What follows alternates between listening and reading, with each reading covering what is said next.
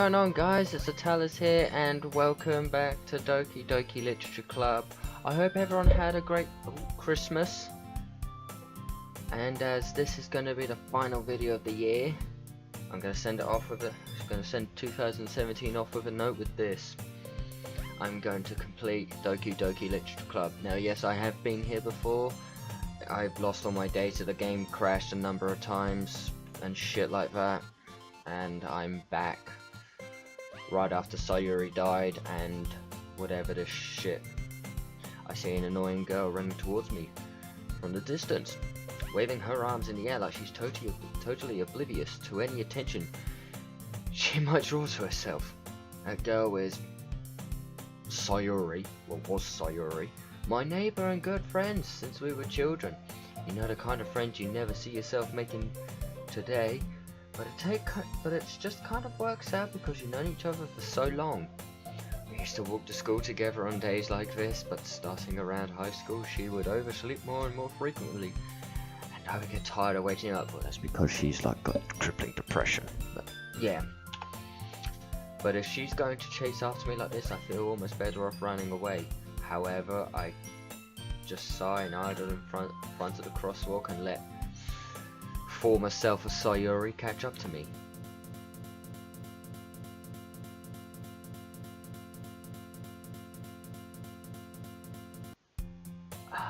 Yeah, I did freak out this last time.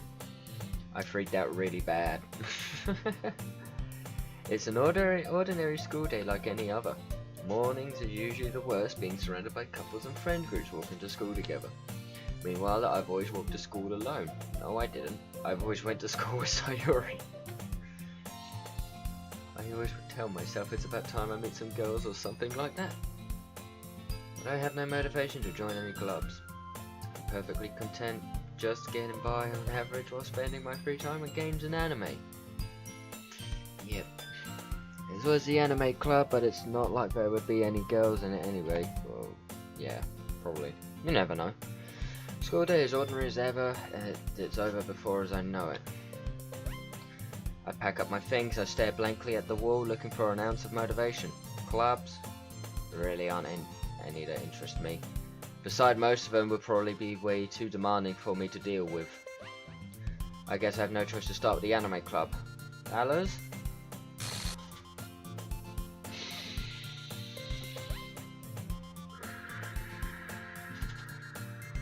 Monika! Hi, Monika.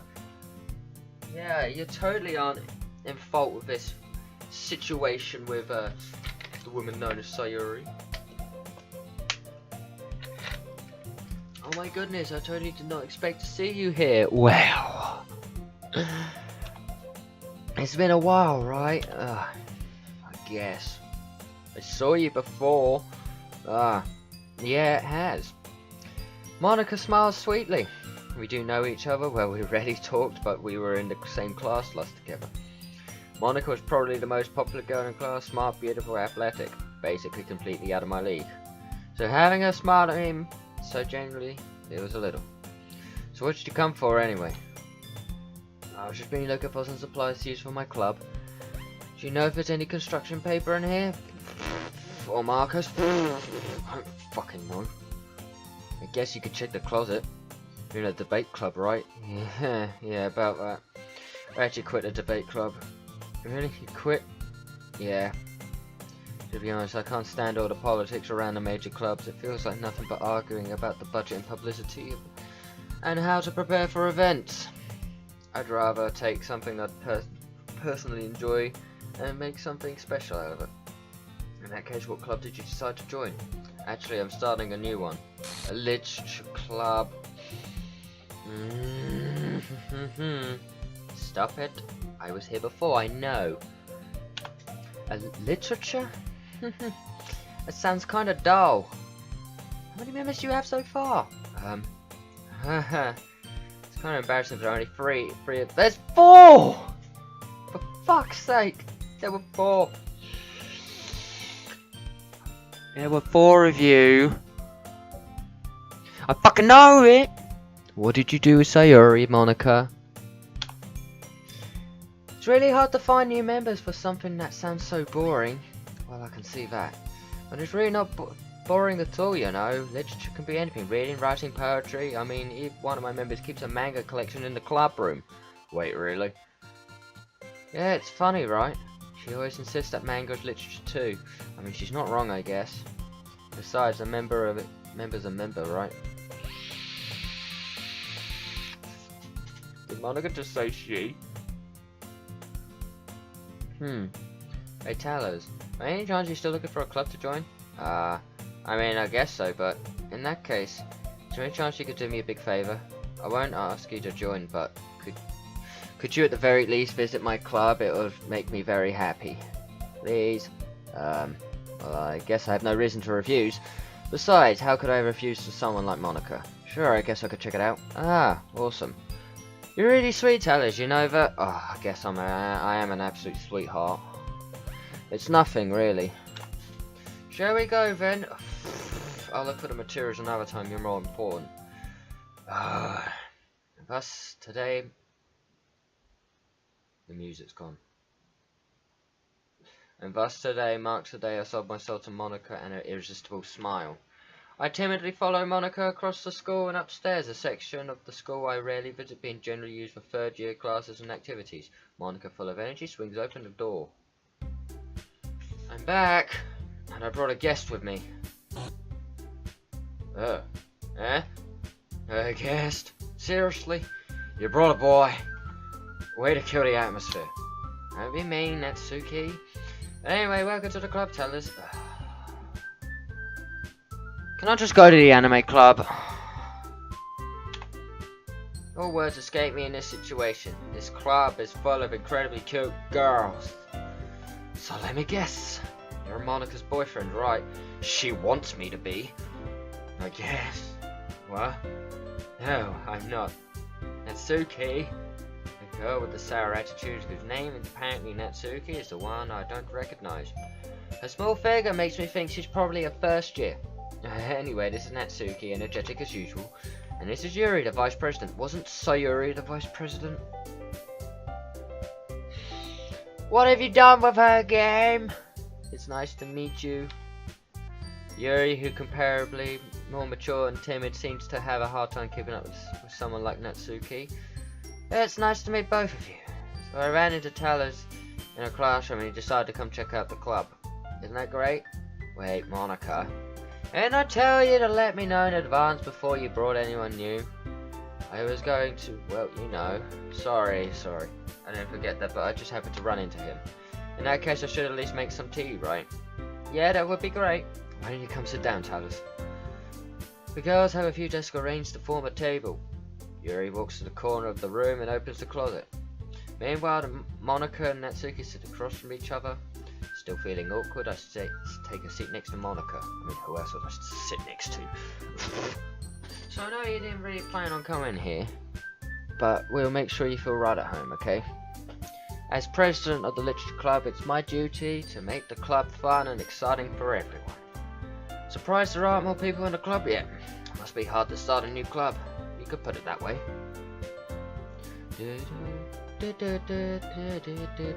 Sorry, not many people are interested in putting out all the effort to start something new. Especially when it's something that doesn't grab your attention like literature. You have to work hard to convince people and that you're both fun and worthwhile. But it makes school events like the festival that much more important. I'm confident that we can all really grow this club before we graduate. Right, Natsuki? Well, I guess. Natsuki reluctantly agrees. Such different girls. All interested in the same goal.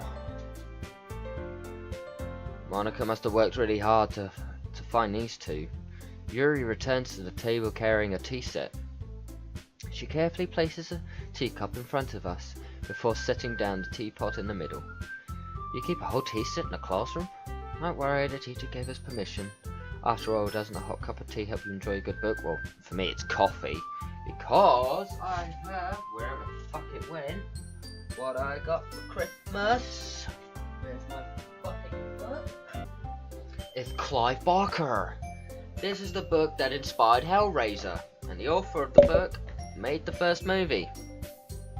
So So yeah, I already started reading it. Basically, if you like a lot of things, including pain and pleasure, not just 50 Shades of Grey or that kind of shit, whatever the fuck. I haven't read 50 Shades of Grey because I haven't been near it. To be honest, I've read books that make 50 Shades of Grey so tame. Leaving it there, back to the game. After all, I've been there. I guess, like I said, I prefer coffee. Don't let yourself get intimidated. Yuri's just trying to impress you. Huh? That's not... Insulted, Yuri looks away. I meant that, you know. I believe you. Well, tea and reading might not be a pastime for me, but I at least enjoy tea. I'm glad. Yuri faintly smiles to herself in relief. So tell us, what kind of things do you like to read? I just said. I said I like to read horror. Yeah, this is horror. Got Stephen King up there, Stephen King down there, Stephen King over there with a mixture of James Herbert as well, with a bit of Clive Barker. So yeah, I like horror. Considering how little I've read these past few years, I don't really have a good way of answering that. Manga, I mutter quietly to myself, half joking. Natsuki's head suddenly perks up. It looks like she wants to say something, but she keeps quiet. Not much of a reader, I guess. Well, that can change. What am I saying? I spoke without thinking after seeing Yuri's sad smile. Anyway, what about you, Yuri? Well, let's see. Yuri traces the rim of her teacup with her finger. My favourites are usually novels that build deep and complex fantasy worlds. The level of creativity and craftsmanship behind them is amazing to me. And telling a good story in such a foreign world is equally impressive. Yuri goes on, clearly passionate about her reading. She seems so reserved and timid since the moment I walked in, but it's obvious by the way her eyes light up that she finds her comfort in the world of books, not people. Well, you know, I like a lot of things. Do you like metal? Please tell me you like metal. We'll get on very well. Stories with deep psychological elements usually immerse me as well. Isn't it amazing how writing can deliberately take advantage of your own lack of imagination to completely throw you for a loop? I guess. Anyway, I've been reading a lot of horror lately. Me too! I read a horror book once. That's Computer Towers right there. Don't listen to him. I desperately try to grasp something I can relate to a minimal level. At this rate, Yuri might as well be having a conversation with a rock. I expect that from you, Yuri. It suits your personality. Oh, is that so? Really, if a story makes you think or takes me to another world, then I really can't put it down. Surreal horror is often very successful at changing the way you look at the world, if only for a brief moment. Ugh, I hate horror. Oh, why's that? Well, Natsuki's eyes dart over to me for a split second. Never mind. That's right, you usually like to write about cute things, don't you, Natsuki? What? What gives you that idea? You left this piece of scrap paper behind last club meeting. It's the deja vu. Coming right here. It looked like you were working on a poem called Don't Say It Out Loud. And give that back. Fine, fine. Natsuki, you write your own poems? Well, I guess sometimes. Why do you care? I think that's impressive. Why don't you share them sometimes? No. Natsuki averts her eyes. You wouldn't like them. Not a very confident writer yet. I understand how Natsuki feels. Sharing that level of writing takes more than just confidence. The truest form of writing is writing to oneself. You must be willing to open up to your readers, exposing your vulnerabilities and showing them even the deepest reaches of your heart. Do you have writing experience too, Yuri? Maybe you should, if you share some of your work, you can set an example and help Natsuki feel comfortable enough to share hers. I guess it's the same for Yuri. We all sit in silence for a moment. Hey, I got an idea. You always have an idea, Monika. How about this? Natsuki and Yuri look quizzically at Monika. Let's all go home and write a poem of our own. The next time we meet, we all share them with each other. That way everyone is even. I mean, I thought it was a good idea. Well, I think you're right, Monika. We should probably start finding activities for all of us to participate in together. I did decide to take on the responsibility of Vice President after all. I need to do my best to nurture the club as well as its members. Besides, now that we have a new member, seems like a good step for us to take. Do you agree as well, Talers? Hold on, there's still one problem. And what's that? Now that we've reached the most important topic, I bluntly come forth with what's been on my mind the entire time. I never said I would join this club. Monika may have convinced me to stop by, but I have never made any decision. I still have other clubs to look at, and I lose my train of thought. All three girls stare back at me with dejected eyes. What? I'm sorry, I thought. Girls exchange glances before Monika turns back at me. I guess I need to tell you the truth, Tellers. The thing is, we don't have enough members yet to form an official club. Yes, you do. You killed Sayuri, that's what happened. We don't have enough yet. We need 4. There were 4. And I've been trying really hard to find new members. And if we don't find one more before the festival, I'm defenseless against these girls. How am I supposed to make a clear-headed decision when it's like this? I would feel terrible for letting everyone down in this situation, and besides, the club itself seems pretty relaxed. So if writing poems is the price I need to pay in order to spend it every day with these beautiful girls, right, okay, I've decided then. I'll join a literature club. One by one, the girls' eyes light up. Oh my goodness, really? You really mean that, Tellers? Yes, Monika. It could be fun, right? You really did scare me for a moment.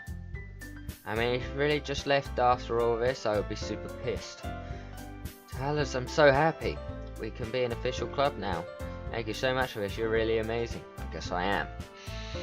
I'll do everything I can to give you a great time, okay? Thanks, I guess. Okay, everyone. I think with that we can officially end today's meeting on a good note. Everyone remember tonight's assignment. Write a poem to bring to the next meeting so we can all share. Monika looks over at me once more. Talos, I look forward to seeing how you express yourself. Yeah.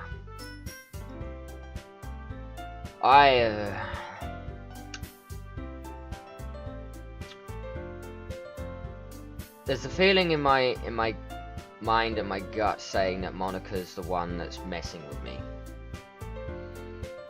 Like, before going to Sayuri's house, she says you kind of left her hanging. Whilst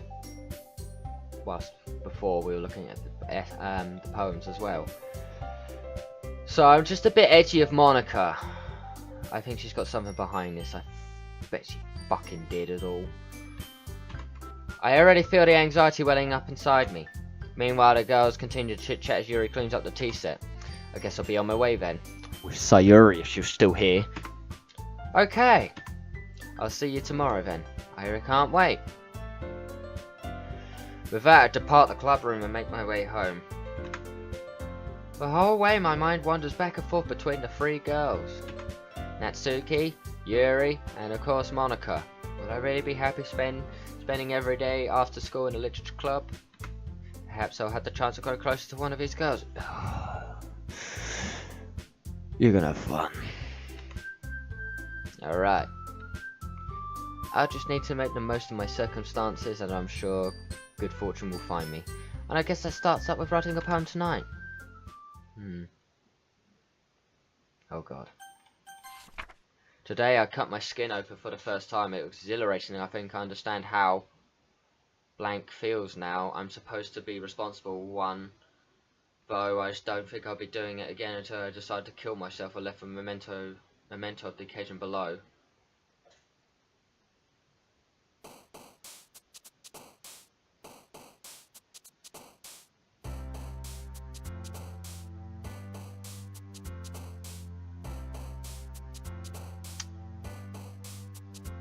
Okay.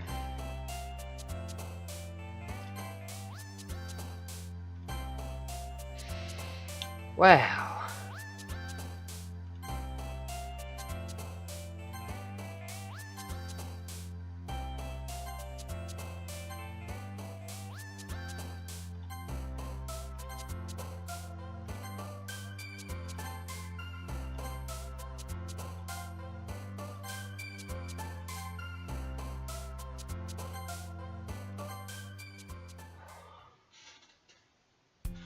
I have no idea. Who the fuck wrote that poem? Who the fuck wrote that poem? Who felt what, Sayuri?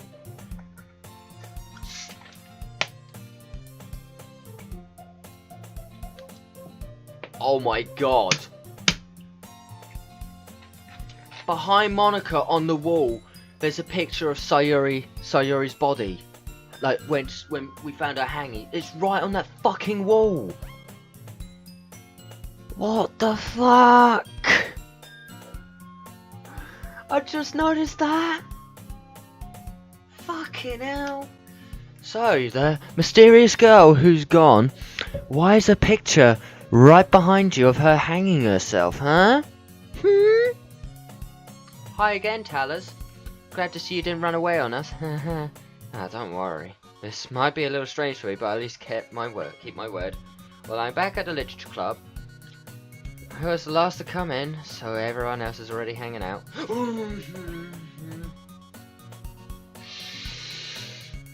You don't do that to me. You don't do that to me. Thanks for keeping your... The music's going all fucking weird on me as well. Thanks for keeping your promise, Talas. I hope this isn't too overwhelming of a commitment for you. Making you dive headfirst into literature when you're not accustomed to it.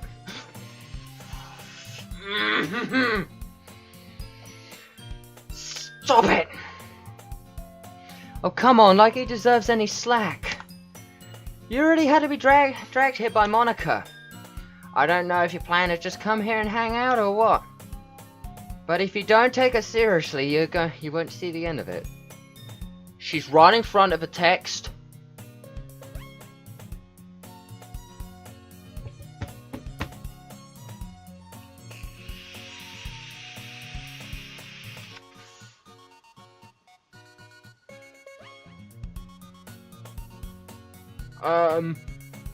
Monika, can you move the fuck out the way so I can see what she says? I have a big mouth for someone who keeps manga collection in the room.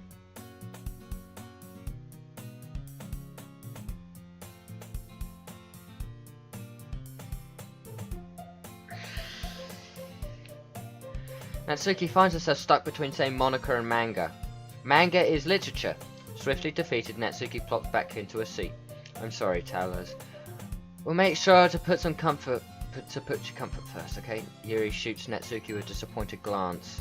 Anyway, now that you're in the club and all, perhaps you might have interest in picking up a book to read. Well, I can't really say no either way. Like you said, I'm in this club now, so it only feels right for me to do something like this you ask. Wait, I didn't mean like that. If you really don't want to, then forget I said anything, I guess. No, it's not that, Yuri. I want to try to be part of this club. So even if I don't read often, I'd be happy to pick up a book if you want me to. Are you sure? I just felt like, well, as vice president and all, but I should help you get started on something you might like. Yuri reaches into her bag and pulls out a book. I didn't want you to feel left out, so I picked out a book and I thought you might enjoy. It's a short read, so it should keep your attention, even if you don't usually read. And we could, you know, discuss it if you wanted. This is how this girl accidentally being so cute. She even picked out a book she thinks I'll like, despite me not reading much. Yuri, thank you, I'll definitely read this. I enthusiastically take the book. Phew. But you can read it at your own pace. I look forward to hearing what you think. Now that everyone's settled in, I expected Monika to kick off and schedule activities for the club. But that doesn't seem to be the case. Yuri's face is already buried in a book. I can't help but notice her intense expression, like she's waiting for this chance. Meanwhile, Natsuki is rummaging around in the closet. Ugh. I hear Natsuki utter an exasperated sigh from within the closet. She seems to be annoyed by something. I approach her in case she needs a hand. You looking for something in there?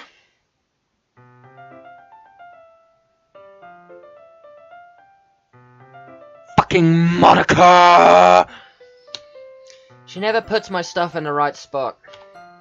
What's the point in keeping your collection organized if someone else is gonna mess it up?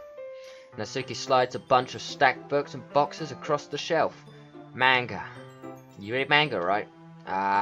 Sometimes.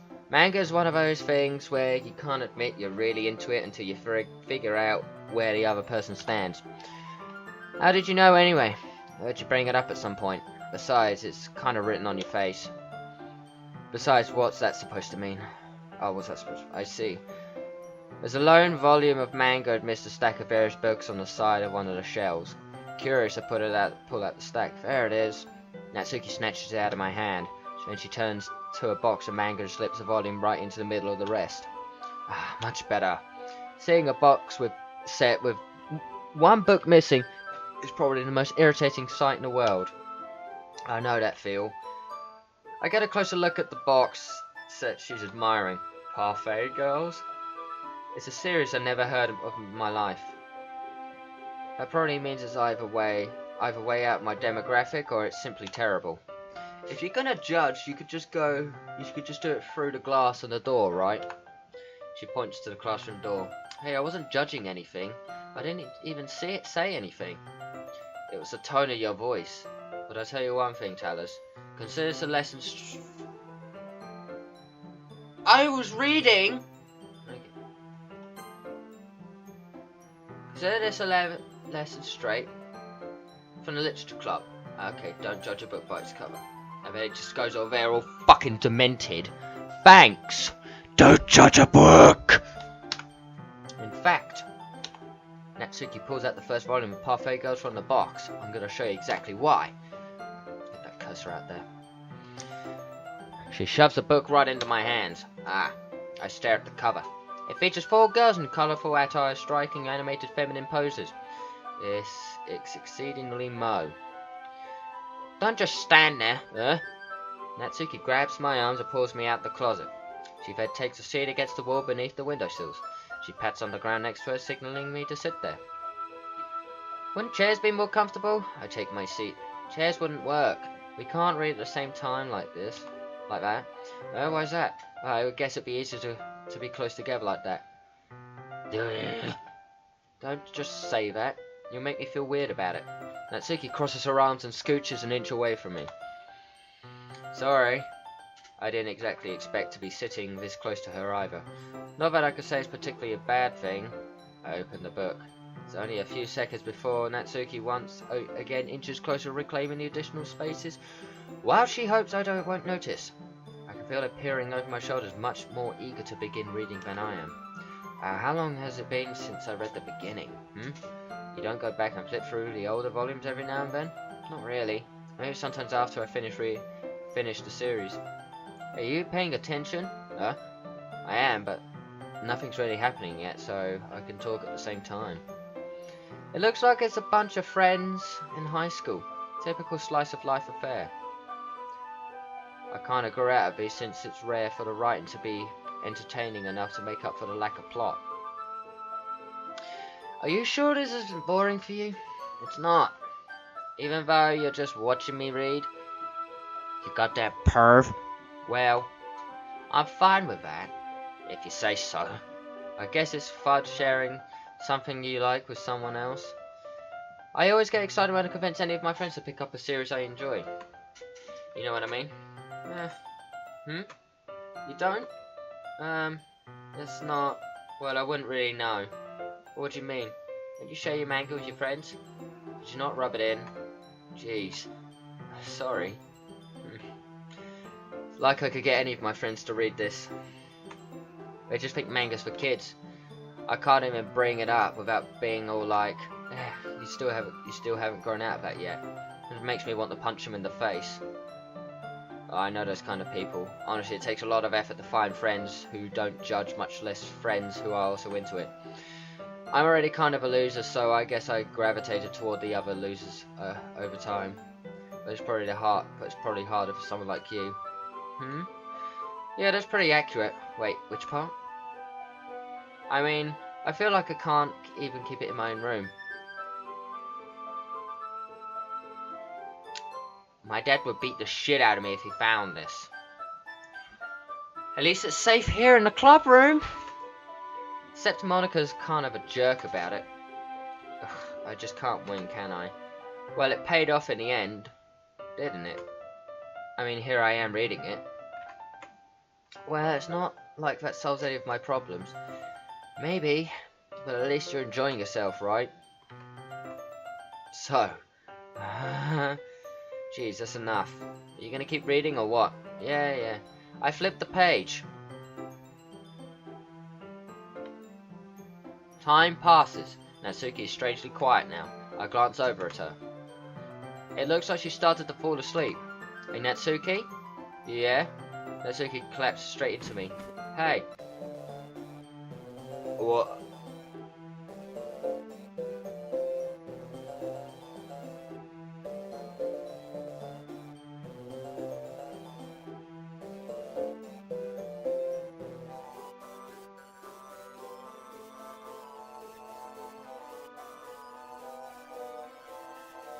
What?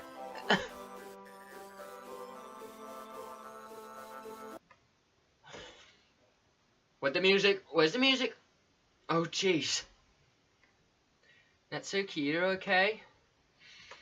Here. Monika reaches into her bag and pulls out some kind of protein bar. She throws it in Natsuki's direction. Natsuki's eyes suddenly light up again. She snatches the bar from the floor and immediately tears off the wrapper. I told you not to give... She doesn't even finish her sentence before stuffing it into her mouth.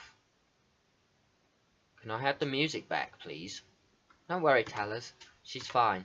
It just happens every now and then. What? She gets all distorted, Monika? That's why I always keep a snack in my bag for her. Anyway, why don't we all share poems now? Oh, there's the music. Told Natsuki I was interested in poem yesterday. It's probably fair if I shared mine with her first. Okay. That picture of fucking Sayuri's gone. Okay, well, let's get started with the things I don't like. First of all, Natsuki rereads my poem. Never mind, I don't feel like giving you my opinion. What's the point of sharing in the first place? I wrote this when I could have been doing other things. Yeah. In fact, remember how I said I wanted to read your poems? That's why I had in mind when writing this. That's why I want to help you feel comfortable enough to share yours. Like Monika says. Ugh. Well, I would be more comfortable sharing my poems if yours was really bad. You were supposed to show me some dumb poem and make me go, huh, well, it's not that great, but let me show you what real literature looks like. And you went and ruined it. I hope you're happy. So in other words, you're saying you liked it. Ugh. Natsuki's retort gets caught in her throat. You're so... Just you don't understand anything, do you? I already told you don't have to go announcing it to the world like you're all self-important. Pretty sure you never actually said that. I say that mostly to myself. Natsuki must really hate me or something. I can't figure out if it's a win or a loss if she liked my poem. In any case, you still need to show me yours, right? Fine, I guess. Only because Monika will make me if I don't. Go back to the same one again. Eagles can fly, monkeys can climb, crickets can leap, horses can race. Owls can seek, cheetahs can run, eagles can fly, people can try, but that's about it. Yeah. I told you that you weren't gonna like it. I like it. Been there before? What? Just be honest. I am. Are you convinced that I wouldn't like it? Well, because everyone in high school thinks that writing has to be all sophisticated and stuff, so that people won't even take my writing seriously.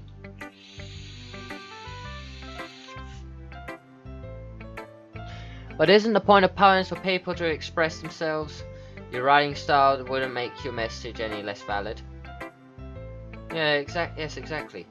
I like it when it's easy to read, but it hits you hard, like in this poem. Seeing everyone around you do great things can be really disheartening. So I decided to write about it. Yeah, I understand. But the other nice thing about simple writing is that it puts more weight on the wordplay. Like I set up for a rhyme at the end, but then made it fall flat on purpose. It brings out the feeling in the last line, so you did. I guess more went into it than I realised. That's what it means to be a pro. I'm glad you learned something. Didn't expect it from the youngest one here, did you? Yeah, I guess not. I decided to humour her with the last comment. I don't really care how old everyone is, but if Natsuki is feeling proud, then I won't take that away from her.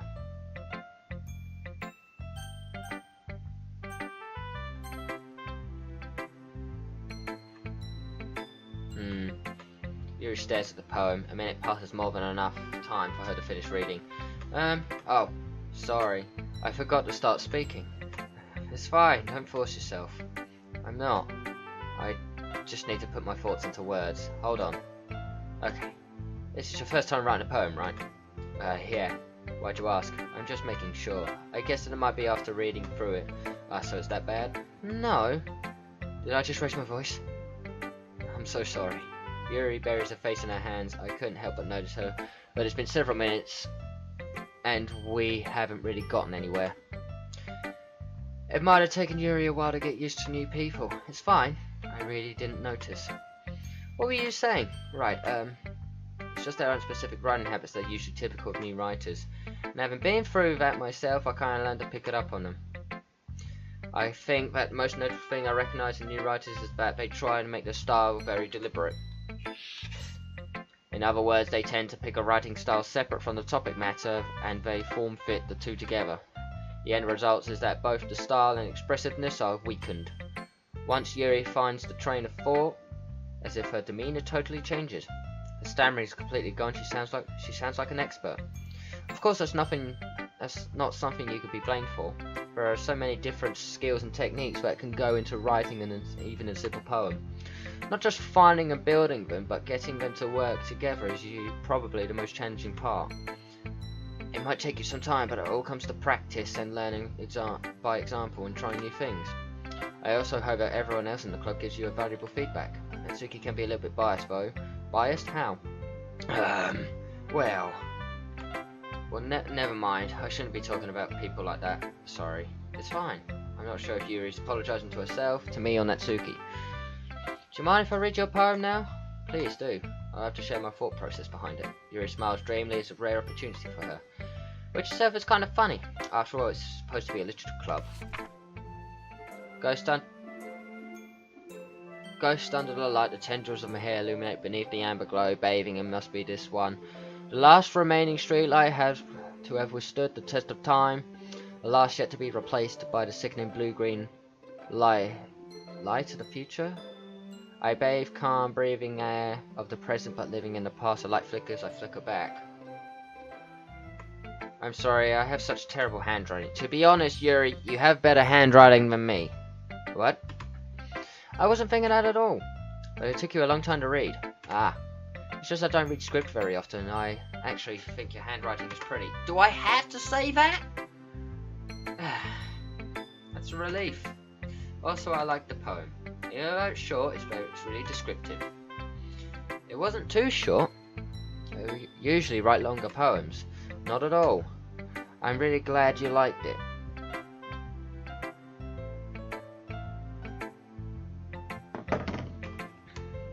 I'll be honest.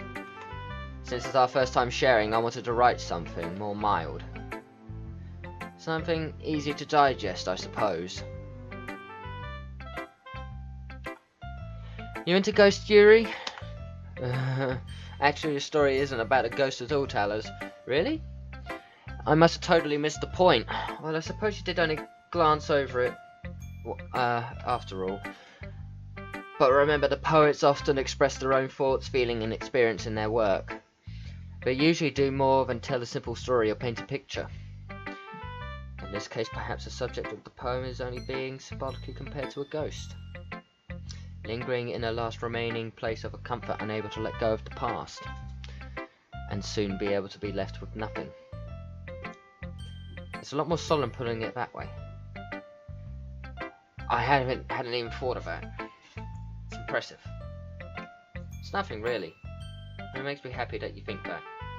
Just remember that it won't be long before you pick up on these things too. Yeah, maybe you're right. I guess I have to keep trying. I'm counting on you. And last but not least, fucking Monika. Hi, tellers. Having a good time so far? Yeah, fucking Natsuki freaks out on me. You get in front of the fucking text. Yeah, I'm having a grand day. Yeah. I mean, yeah, I'm having... Good, glad to hear it. By the way, since you're new and everything, if you ever have any suggestions for the club, like any activities or things we can do better, I'm always listening. Can you just leave me alone? Even though I have to show my poem to you, but can you leave me alone? Don't be afraid to bring things up, okay? Alright, I'll keep that in mind. Of course I'll be afraid to bring things up. It's fucking Monika. I'm much better off of going with the flow until I'm more settled in. Anyway, wanna share your poem with me? It's kind of embarrassing, but I guess I have to. Don't worry, tellers, we're all a little bit embarrassed today, you know. Well, it's that sort of barrier we all learn to get past soon. Yeah, that's true. I hand Monika my poem. I like it, tellers. Really? It's a lot cuter than I expected. Oh, jeez. No. It kind of makes me think of something that Natsuki would write. And she's a good writer too, so take that as a compliment. If you say so. Yeah. If you're interested in Natsuki, then always keep a snack on you. She'll cling to you like a puppy. Natsuki's dad doesn't give her lunch money or leave her any food in the house, so she's in a fussy mood pretty often. But sometimes she loses all of her strength and shuts down, like earlier. Okay. This is just a guess, but I think she's small because her malnutrition is interfering with her adolescent growth. But hey, some guys are into petite girls, that, you know. Sorry, just trying to look at the bright side. Anyway, you wanna read my poem? Don't worry, I'm not very good. You sound pretty confident for someone who claims to not be very good. Well, that's because I have to sound confident. And that doesn't mean I always feel that way, you know. I see. Well, let's read it then. Hole in wall, but he wasn't looking at me. Confused, I frantically glance at my surroundings, but my burned eyes can no longer see colour. Are there others in this room? Are they talking? Are they simply poems on flat sheets of paper? The sound of frantic scrawling playing tricks in my ears, the room's beginning to crinkle. Closing in on me, the air I breathe dissipates. Before it reaches my lungs, I panic.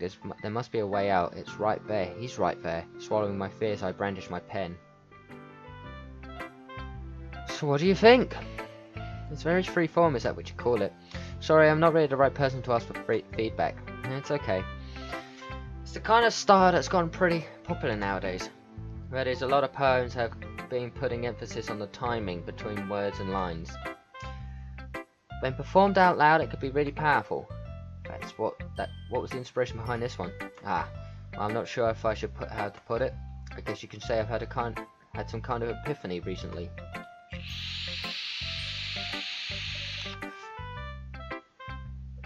It's been influencing my poems a bit. An epiphany? Yeah, something like that. I'm kind of nervous to talk about deep stuff like that because it's kind of coming on strongly. Maybe after everyone's feeling better friends with each other. Anyway, here's Monika's writing tip of the day. Sometimes when you're writing a poem or a story, your brain gets too fixated on a specific point. If you try so hard to make it perfect, you never make any progress. Just force yourself to get something down on the paper and tidy yourself later. Another way to think about this, if you keep your pen in the same spot for too long, you'll just get a dark puddle of ink. So move your hand and go with the flow. That's my advice for today. Thanks for listening. Yes, that's everyone. I glance around the room. It was a little more stressful than I anticipated. As if everyone is judging me for my mediocre writing abilities. What's with the music going all that strange? Even if they've just been nice, there's no way my poems can stand up to theirs. This is a literature club after all. I sigh. I guess what I end up getting myself into. Across the room, Monika's writing something in a notebook. My eyes land onto Yuri and Natsuki. They gingerly exchange sheets of paper, sharing their respective poems. As they read in tandem, I watch each of their expressions change. Natsuki's eyebrows furrow in frustration, meanwhile Yuri smiles sadly. What's with this language? Huh? Did you say something? Oh, it's nothing. Natsuki dismissively returns the poem to the desk with one hand. I guess you could say it's fancy. Thanks. Yours is... Cute. Cute? Did you completely miss out the symbolism or something? It's clearly about the feeling of giving up. How can that be cute? I don't know. I just meant the language, I guess. I was trying to say something nice. Huh? You mean you have to try that hard to come up with something nice to say? Thanks, but it really doesn't come out nice at all. Well, I do have a couple of suggestions. As if I was looking for suggestions. I would have asked someone who actually liked it. Which people did, by the way. Monika liked it, and Talus did too. So based on that, I'm glad to give you some suggestions of my own. First of all, excuse me. I appreciate the offer, but I've spent a long time establishing my writing style. I don't expect it to change anytime soon unless, of course, I come across something particularly inspiring. Which I haven't yet. And Talus liked my poem too, you know. He even told me he was impressed by it. Natsuki suddenly stands up. Why is the music gone again? Oh. I didn't realize you were so invested into trying to impress a new member, Yuri. Eh? That's not what I... You're just... Yuri stands up as well. Maybe you're just jealous that Talus appreciates my advice more than he appreciated yours. And how do you know that he didn't appreciate my advice more? Are you just that full of yourself? No. If I was that full of myself, I would deliberately go out my way of making everything I do out overly cutesy. You know what? I wasn't the one whose boobs magically grew a size bigger as soon as Talus started showing up. Natsuki, that's a little... This doesn't involve you. Taking out your own insecurities on others like that. You really act as young as you look, Natsuki. What's going on? Me? Look who's talking, you wanna be edgy bitch. Edgy? Sorry that my lifestyle's too much for your mental age to comprehend. See? Saying that just proves my point. Most people learn to get over themselves by graduating middle school, you know. If you want to prove anything, stop harassing others with your sickening attitude. You think you can counterbalance your toxic personality just by dressing and acting cute. The only acting cute is how it's hard to try. Well, being careful here, you might cut yourself on that edge, Yuri. Oh my bad, you do that already. Did you just accuse me of cutting myself? What the fuck is wrong with your head? Yeah, go on. Let's tell us everything you really think. I'm sure he'd be head over heels for you after this. Suddenly Yuri turns towards me as she noticed I was standing here. Talus! She's trying to make me look bad. That's not true. She started it.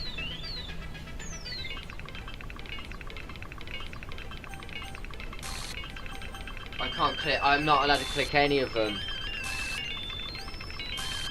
What the fuck?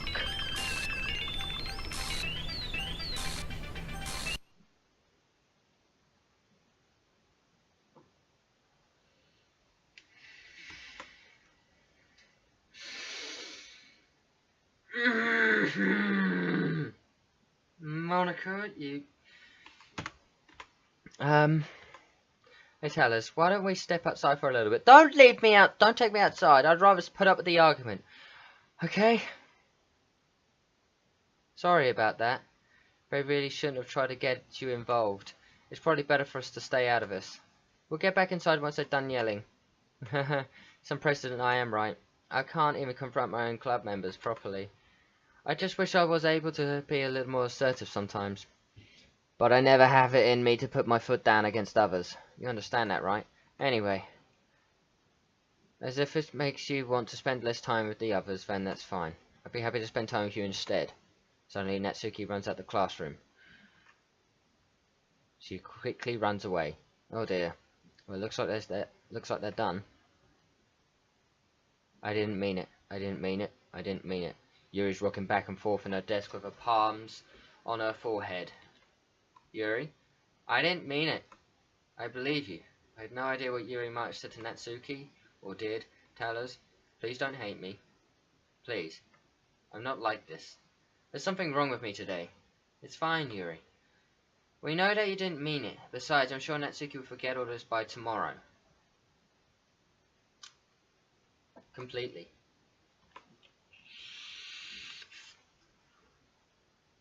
Anyway, the meeting is over, so you can go home now if you want. Yuri looks at me like she wants to say something. She keeps glancing at Monika. You can go first, Monika. I'd like to stay a bit longer. I'm the president, so I should be the last one out. I'll wait for you to be done. Well, I'm vice president, so please let me take that responsibility today. It kind of sounds like you don't want me around for something, Yuri. It's not that. It's not that. I didn't get much chance to discuss my book with Talas. It would be just embarrassing with you listening. Guess I don't really have a choice, do I? I'm sorry for causing this much trouble. I really do appreciate you What? What the fuck was that all about? Do I have the history? It cuts it out, okay.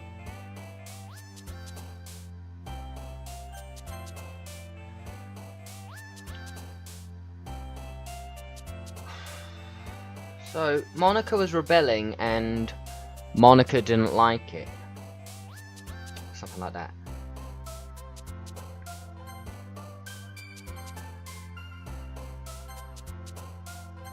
I'm just picking random ones, so...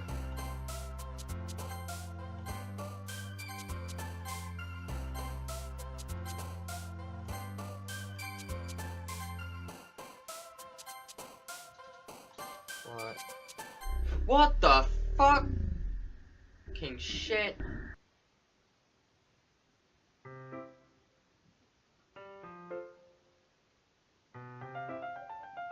Was that Sayuri?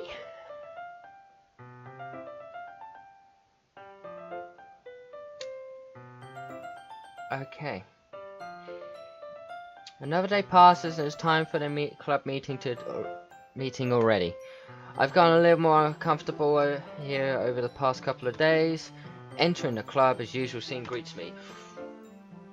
Welcome back, Talas. Hi, Yuri. What the fuck? Why is Yuri just in half? I'm not sure if it's me, if it's Yuri, his expression and the weight of yesterday's quarrel still hangs in the air a little bit. There she is! What the fuck? Why was she... Yuri glances over her shoulder looking around the room. Natsuki is reading her manga at her desk. And surprisingly, Monika isn't here yet. Suddenly, Yuri takes my arm and pulls me into the corner of the room. About yesterday, I really need to apologize. It's like this, nothing like this has ever happened before. And something just came over me, I guess. I wasn't actually acting mentally sound. Please don't think that we usually like this. Not just me, but Natsuki as well. Yuri, I'm happy that you're considerate and apologized. You don't have to worry too much. Even though I've only been here a couple of days, I could tell something was off yesterday. Maybe we're all just a little extra sensitive. It was our first time sharing poems. But whatever it was, it didn't make me think any less of you. I already decided that there was no way that you could be a bad person. And now you're apologizing. I know you really didn't mean it. Fellas, don't say those kind of things so frankly. They made me a little too happy. I'm really glad you're such an understanding person. I'm really glad that you joined this club. Everything is a bit brighter with you around, and sorry, what am I saying right now? Have you guys seen Monika? No, I haven't. I was also kind of wondering where she was. Man, Yuri, I'm guessing you haven't either. Yuri's clearly taken aback by how calmly Natsuki is addressing her. No, I haven't. Jeez, this isn't like her at all. I know it's stupid, but I can't help but worry a little bit. What? Why you look at me like that?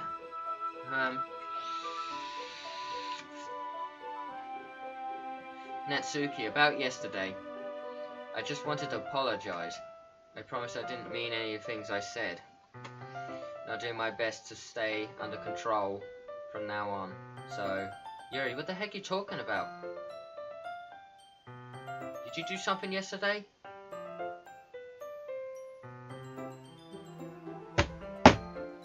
It was Monika! I fucking knew it!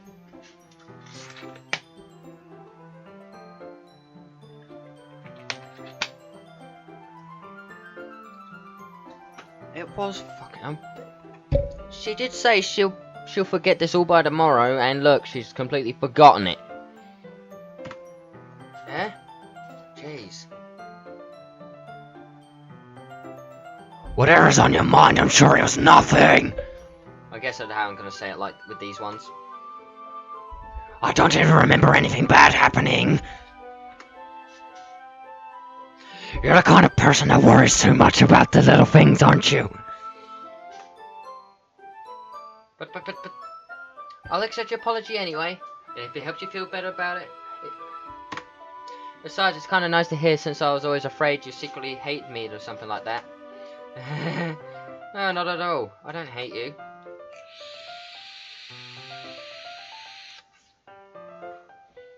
Haha. Well, you're kind of weird, but I don't hate you either. Natsuki turns to me. You're still on trial, though, eh? Suddenly the door swings open. Sorry, I'm super sorry. Oh, there you are, Monika. I didn't mean to be late. Yeah, you fucking did. Hope you guys weren't worried or anything. Nah. Well, Natsuki was. I was not.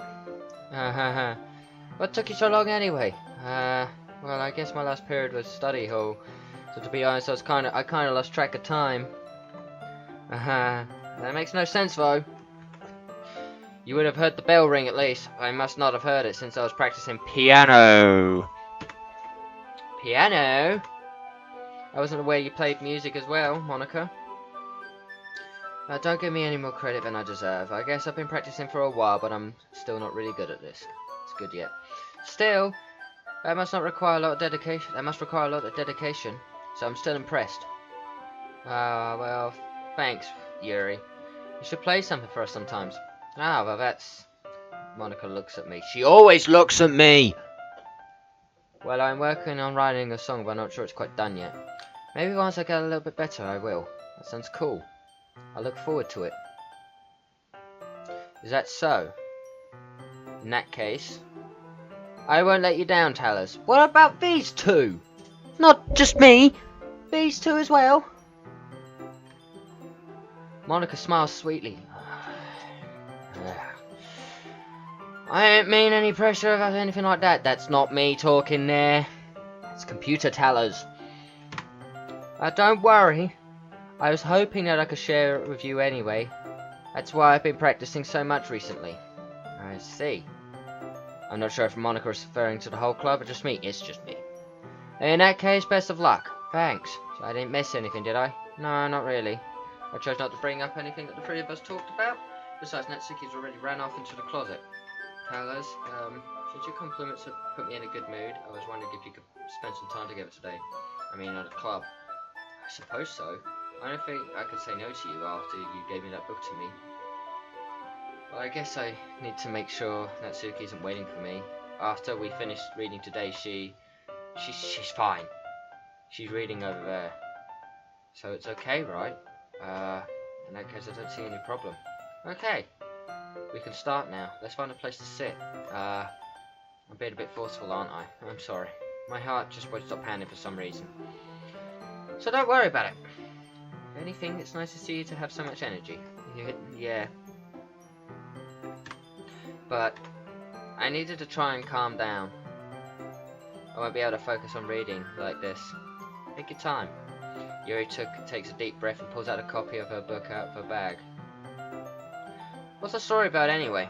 Well, I look over the cover of the book. His book is called The Portrait of Markov, which I've been here before. There's an ominous looking eye symbol on the front cover. Basically, it's about this religious camp that was turned into a human experiment camp. and the people trapped there has said this trait turns them into killing machines that lust for blood. The facility gets even worse as they selectively breeding people by cutting off their limbs and affixing them to... Oh, that might be a little bit of a spoiler, but anyway, I'm really into it. The book, I mean. Oh, I bet you're in about the limbs and that. Oh, after all, aren't you? Ooh. Yeah, I bet you're in that kind of shit. What am I saying? I'm reading Clive Barker, which has a lot of fucking S&M shit into it with demons. So I can't really fucking talk. That's kind of dark, isn't it? You really made it sound like it was going to be a nice story, so that dark turn came out from nowhere. Ah, you're not a fan of that sort of thing, Terence? No, it's not that. I mean, I could definitely enjoy those kinds of stories, so don't worry. I hope so. I totally forgot that Yuri's into these things. Oh, sorry, yawning. She's so shy and reclusive on the outside, but her mind seems to be completely different. It's just this kind of story. It's the kind of that challenges you to look at life from a new perspective. When horrible things happen, not just because someone wants you to be evil, But because the world is full of horrible people, and we're all worthless anyway, then suddenly... I'm rambling, aren't I? Not again. I'm sorry. Hey, don't apologize. I haven't lost interest or anything. Well, I guess it's alright then. But I feel like I should let you know I have this problem. When I let things like books and writing fill my thoughts... Go to the history.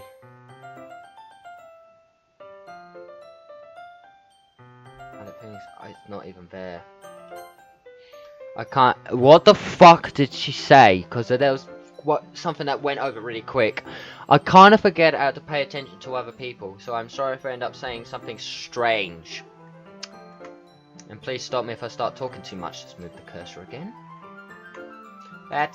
I don't really think you need to worry. Just mean you're passionate about reading. The least I could do is listen. It's a literature club after all. Ah, that's true.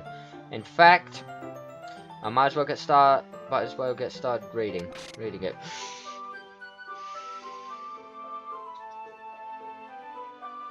What's your plan? What's your plan, Yuri?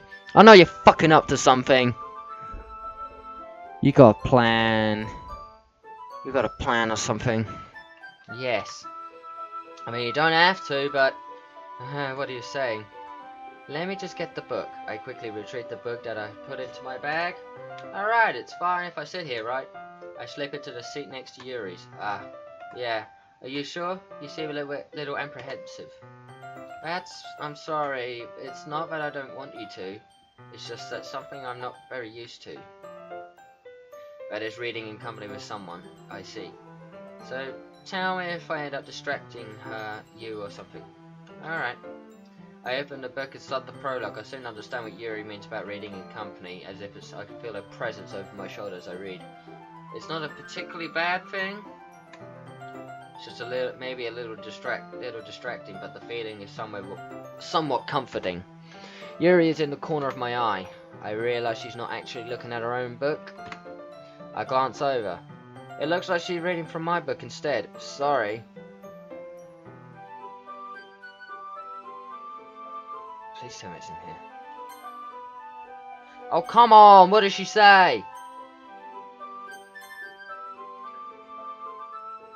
You really apologise a lot, don't you? I do. I don't really mean to. Sorry. I mean...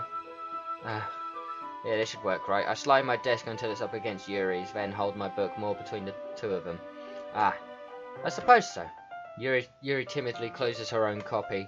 Once we each lean in a little bit, our shoulders are almost touching. It feels like my left arm is in the way, so instead I use my right hand to hold the book open. I guess this makes it kind of difficult to turn the page.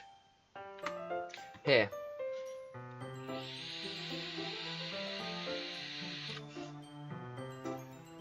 Yuri takes her left arm and holds the left side of the book between the thumb and forefinger. Ah.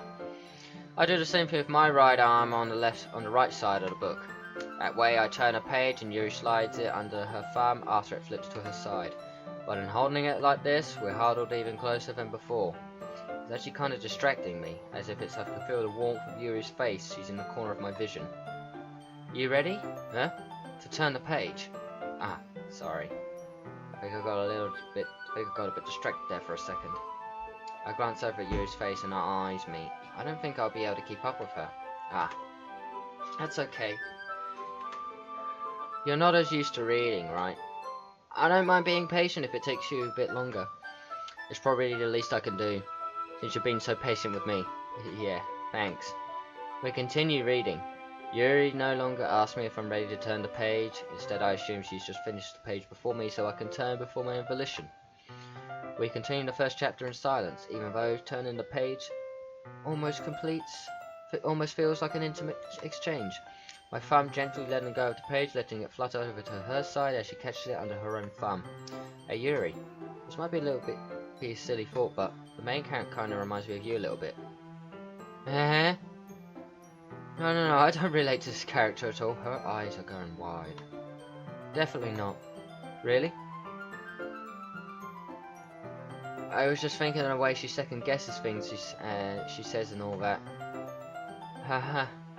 What? That's what you were talking about. What? Stop looking at me like that. Thank you. Sorry. I thought you meant something else about her. Something else? Oh, she's back to it again. Never mind.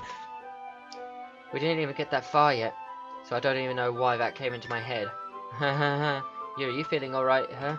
Yuri's been a little fidgety ever since we started reading. You can rest if you're feeling sick or something. Your breathing is a little... My breathing? Yuri puts her hands on her chest as if it's to feel her heartbeat. I didn't even notice. Anyway, I'm fine. I just need some water. Alright, don't push yourself. Yuri stands up and practically rushes out of the classroom. What on earth was that all about? Talas? Hi, Monika. Something happened just now. Eh? I had no idea. Yuri was acting all a little strange, I guess, so you didn't know anything. Sorry, I can't say I do. Are you worried about her? No, not really. I was just making sure you didn't do anything to her. No, nothing. Ah, don't worry, I believe you, silly. Yuri just does this sometimes, it's nothing alarming. Right, if you say so. Anyway, why don't we start sharing the poems with each other? Eh? Should we wait for Yuri? Well, she might be a while, so I figured we'd get started without her. Is that okay? Yeah, I was just asking. I stand up. I make a mental note where I left off in my book and slip it back into my bag. Okay, so we're now starting without fucking Yuri, okay? Well, it's not terrible, but it's pretty disappointing after your last one. Then again, if this one was as good as your last one, I'd be completely pissed. Well, I guess I wanted to try something a little different this time. Fair enough, you're still new to this, so I wouldn't expect you to find your new style right away. I mean, everyone in the club writes really different from each other. Maybe you'll find a different influence from all of us. For instance, I noticed that you spent some time with Yuri today. Not that I care who you spend time with. After all, I was told never to expect anything from anybody. So it's not like I was waiting for you or anything. So you should still at least look over my poem. You'll probably be able to learn something from it. This is the Amy Likes Spiders one. I've read this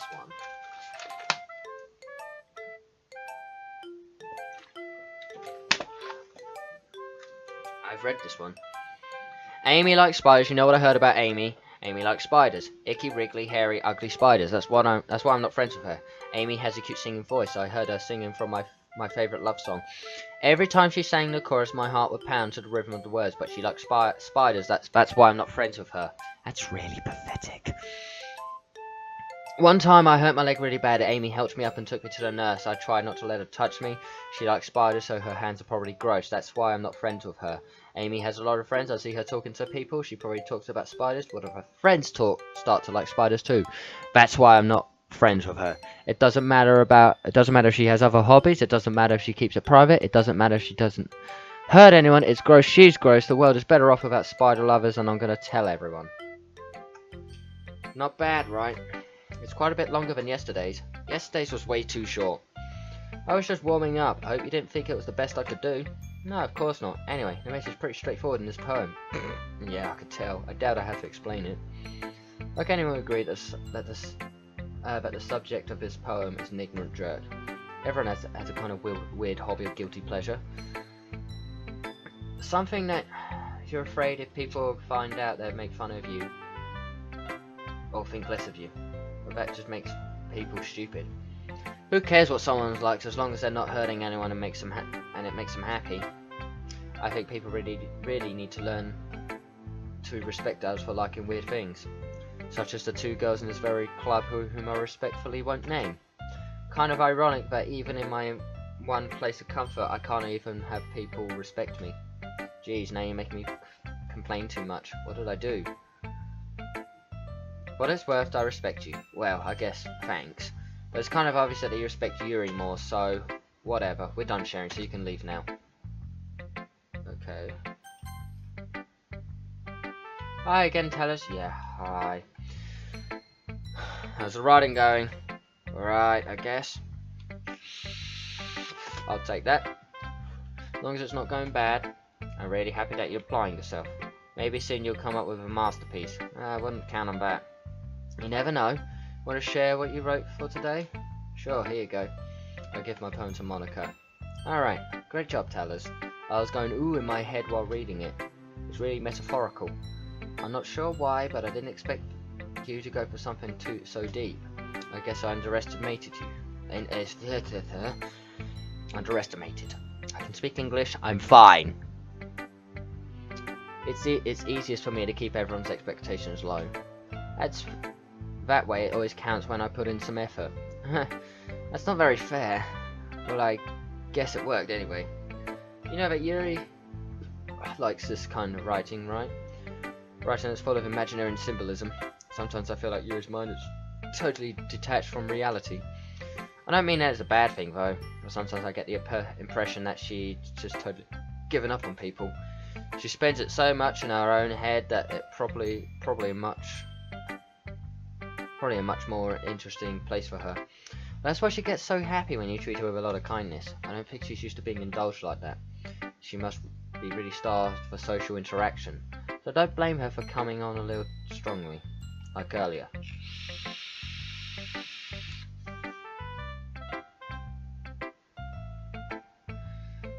I think if she gets too stimulated, she ends up with withdrawing and looking for alone time. Suddenly the door opens. Yuri! I'm back! Did I miss anything? Not really. Well, we started sharing our poems with each other. Eh? Already? I'm sorry for being late. No need to apologise, we still have plenty of time, so I'm glad that you took all the time you needed. Alright. Thanks, Monika. I suppose I should get to my poem now. But anyway, you want to read my poem now? I like the way this poem turned out, so I hope you do too. What? Some of the letters have been taken out. Save me, the colours they won't, bright. Some of the words. Oh shit, stop knocking my mic. The colours they won't, bright, beautiful, flashing, expanding, piercing, red, green, an endless cacophony of meaningless noise. The noise that won't stop, violent, grating, waveform, squeaking, screeching, piercing, sine, cosine, tangent, like playing on a chalkboard on a turntable, like playing a knife on a breathing rib cage, endless, meaningless, delete her. What?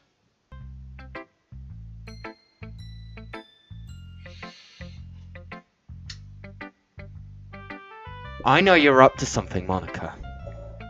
And believe me, stop it. Just stop. Stop. Please. Thank you. I know it's kind of abstract. I'm just trying to, well, never mind. There's no point in explaining. Anyway, here's Monika's writing tip of the day. Sometimes you'll find yourself facing a difficult decision. When that happens, don't forget to save your game. There's the thermometer. Right, fourth wall. You never know when who am I talking to? Can you hear me? Me? Tell me you can hear me. You talking to me, Monika? You talking to me? Hmm? You're talking to me, aren't you? Anything? What the fucking shit?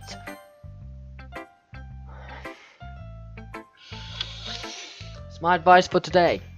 Thanks for listening.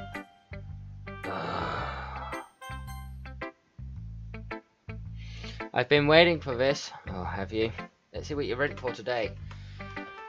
Yuri stares at the poem with a surprised expression on her face. Do you like it? Tell us, how did you pick up on this so quickly? Just yesterday I was telling you the kind of techniques were worth practicing. Maybe that's why you did a good job explaining. I really wanted to try giving it more imaginary. Yuri visibly swallows, even her hand appears sweaty. That makes me so happy. It's amazing to feel that I'm valued, Talos. Everything that you wrote to me is a treasure to me. My heart pounds just holding it. I want to write a poem about this feeling. Is that bad, Talos? I'm not being weird right now. I'm having a harder time as usual concealing my emotions. I'm kind of embarrassed, but right now I just want you to read my poem, okay?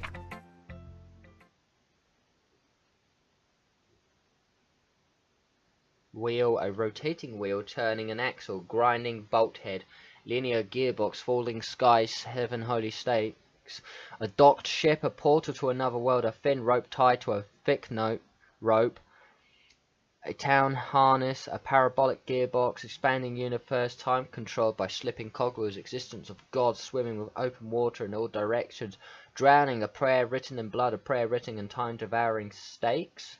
With human eyes, a thread connecting and all living things, all a kaleidoscope of holy stakes. What the fuck is all this? Where's the music go? It doesn't really matter what it's about. My mind's been a little hyperactive today, so I had to take it out on your pen. I had a pen fell out your backpack yesterday, so I took it home for safekeeping, and I just really like the way that it writes. So I read this poem with it. And now you're touching it. I'm okay. What did I just... Okay, we pretend this conversation never happened. You can keep the poem, though. A dream. I was staying over at my friend's place. There were 4 of us. I drifted off to sleep while everyone was talking and watching TV. In my dream, I was still at my friend's house. The only difference was that there were nails sticking out of the walls everywhere, and there were also someone I didn't recognize. The person I didn't recognize told a joke and everyone laughed. I woke up to the sound of everyone laughing at something that happened on the TV. So the laughing was not part of the dream, it was the noise that woke me up. I wonder who that person was and how they knew to tell a joke at that moment.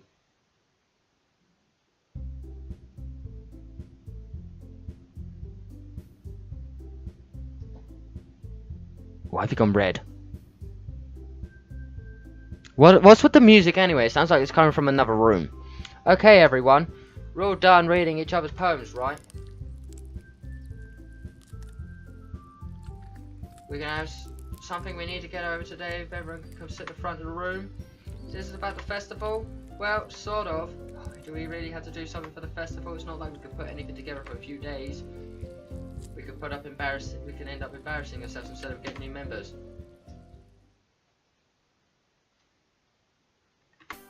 Oh! What the fuck was that all about? I don't really do well with last minute preparations. Don't worry so much. We're gonna keep it simple. Look, I know everyone's been a little more lively ever since Talos joined. And we started with some club activities, but this isn't the time for us to begin to become complacent. We still only have 4 members, and their festival's the only real chance to find more, you know. What's so great about getting new members anyway? We already have enough to be considered an official club. More members will just mean everything will get noisier and more difficult to manage. Natsuki, I don't think you're looking at it the right way at all. Don't you want to share your passion with as many people as you can? To inspire them to find the same feelings as what you brought you here in the first place?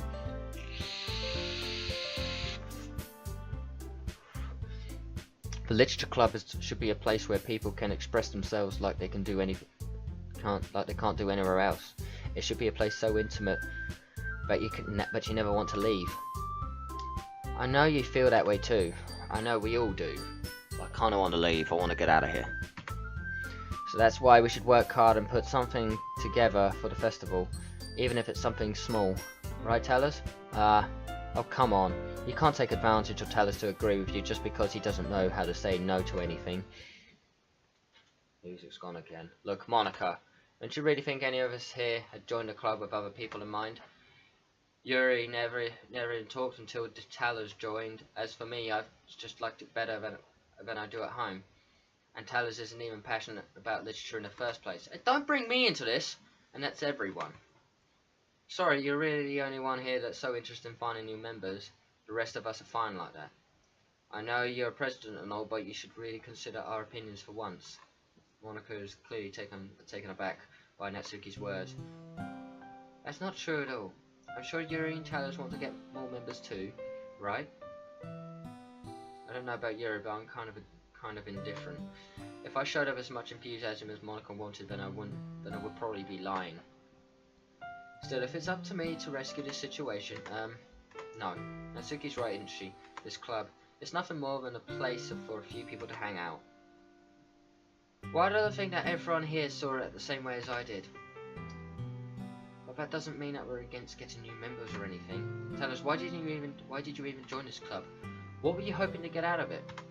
Well, it's not really something I can be honest about, is it? In fact, if I remember, you weren't even given a choice to join. Monika sits down and stares at her desk. What's the point of all this anyway?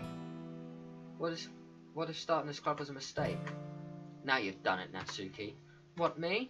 I just spoke my mind. Is it a crime to be honest? It's not about being honest. I'm trying to get this microphone closer. It's not about being honest. It's about word choice. Besides, you have no right to speak for everyone else in the club like that. That's kind of true. It's kind of true, even though that me and Yuri had no idea what to fucking say, but you don't understand at all. Shit, stop hitting the fucking pop filter, Jesus. Sorry, I keep hitting the pop filter. Every time I keep trying to grab for my mod, I keep hitting the pop filter, so... You don't understand at all. I just want a place that feels nice to hang out with a few friends. Is there a problem with the club being that for me? There aren't as many other places like that for me. And now Monika wants to take it away from me. She's not taking anything away. No, Tellers, it's not the same. It won't be the same with the direction she wants to take it. If I wanted that, then I could have just joined any other stupid club. But this one, I mean, is at least for a little bit, for a time. Things were nice. Natsuki started packing up her things. I'm going home. I feel like I don't belong here right now. Natsuki ignores Yuri and walks right out the door. This is bad. I don't know what to do. Well, you have an opinion on the festival? I don't know. I'm kind of indifferent, I guess.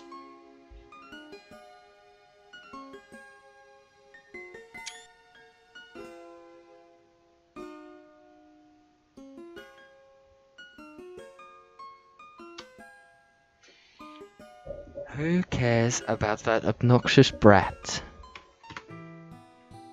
I mean, I like how quiet the club is right now.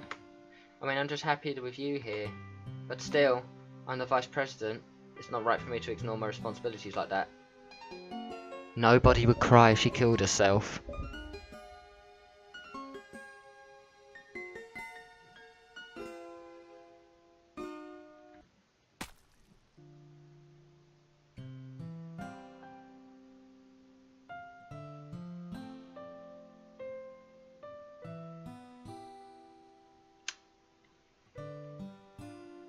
I should do my best to consider everyone's perspective and make this decision that's right for the club. What about you, Tellers? What do you want to get out of this club? You repeats the same question as Monika. I decided to give an indirect answer is better than nothing. I think it's most important is for everyone to get along, and for the club and to provide something that you can't get anywhere else. I don't think it's about as many members, but rather the quality of each other. That's what will end up making the Literature Club a special place. I see. I really agree with you. Each member contributes their own qualities in a special way. With each change in members... Is she bleeding from her eye? Like she did with the little creepypasta thing going on back there. You got some sort of thing going on here, don't you, Yuri? You got something. You got like a... Were you self-harming your eye or something? Just... You can tell me. You can tell me your problems, you know. Come on. Tomorrow's 2018, for Christ's sake. With each change in members, the identity of the club, as usual, will change too. I don't think that's necessarily a bad thing, stepping out of your comfort zone once in a while. So if you would like to help Monika with the festival, and I'm on your side as well. Alright. Well, maybe we can all talk to Natsuki tomorrow. Yuri nods. Hey Yuri. Hey? I know that things were a little awkward yesterday, but I feel like you deserve to know that I still think you're a wonderful vice president. And also a wonderful friend. Monika? I want to do everything I can to make this the best club ever. Okay? Me too. Yeah. So let's go home for today. We'll talk about this festival tomorrow. Okay. I look forward to it. Should we go, Talers? Please don't take this the wrong way, but I'm going to chat a little bit with Talers before we leave. Just to see what he thinks of in his time here and all that. It's important to me as president. Yuri looks a little troubled, but she doesn't protest.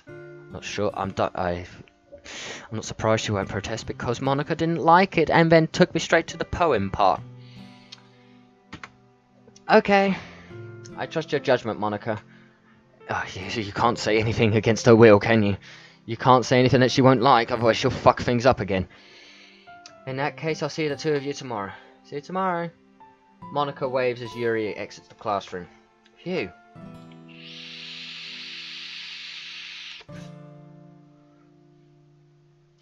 Things have been a bit hectic lately, haven't they?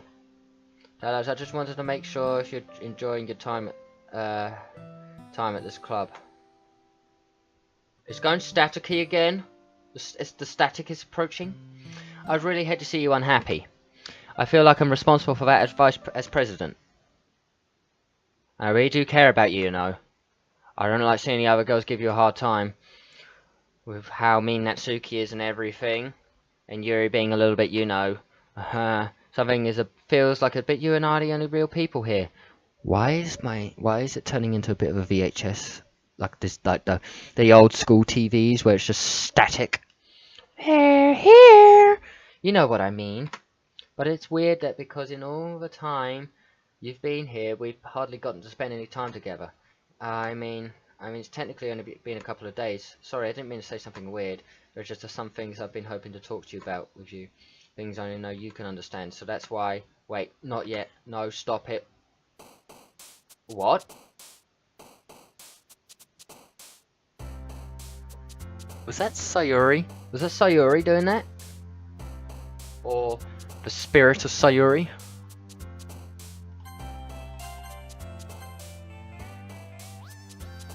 I just noticed the numbers are coming off.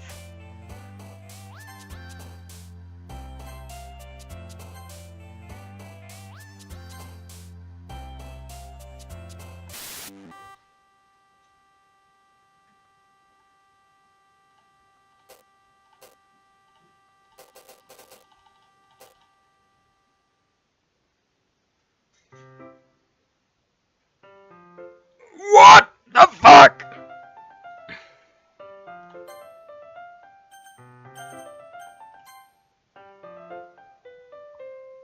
What just happened?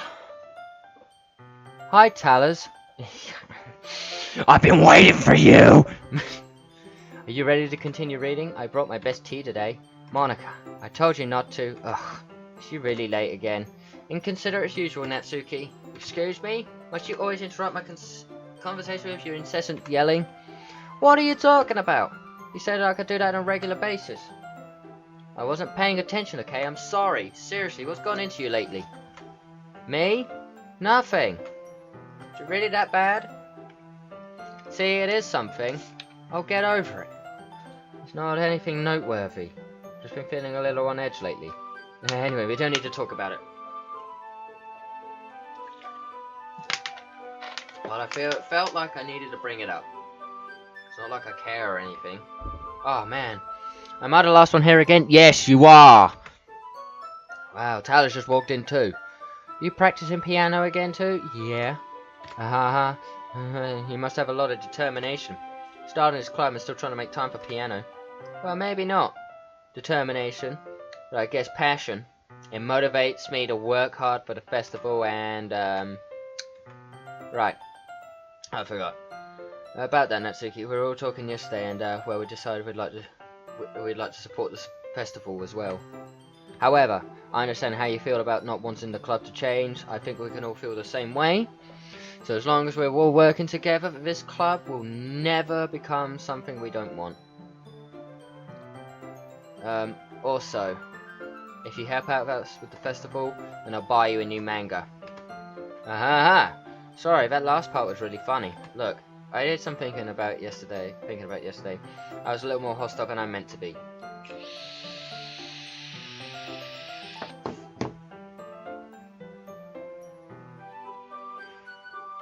I guess I felt really threatened or something. But I know this is something that we're doing together. Another new member wouldn't hurt as long as they're cool.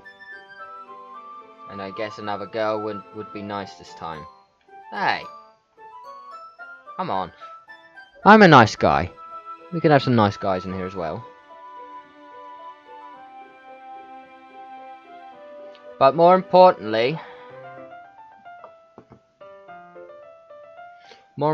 I would hate to see the event suck just because I chose to back out.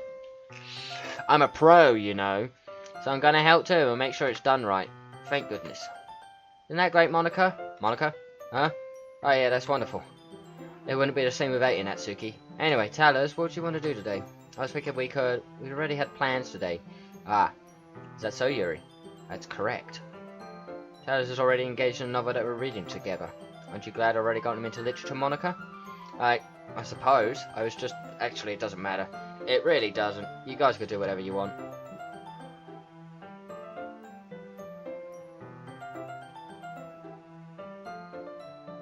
Her eyes went wide like an owl, okay? Like that. Yeah, she's some sort of psychopath or something, or just mentally deranged. You guys gotta help me. I'm here, I'm gonna die. Or something.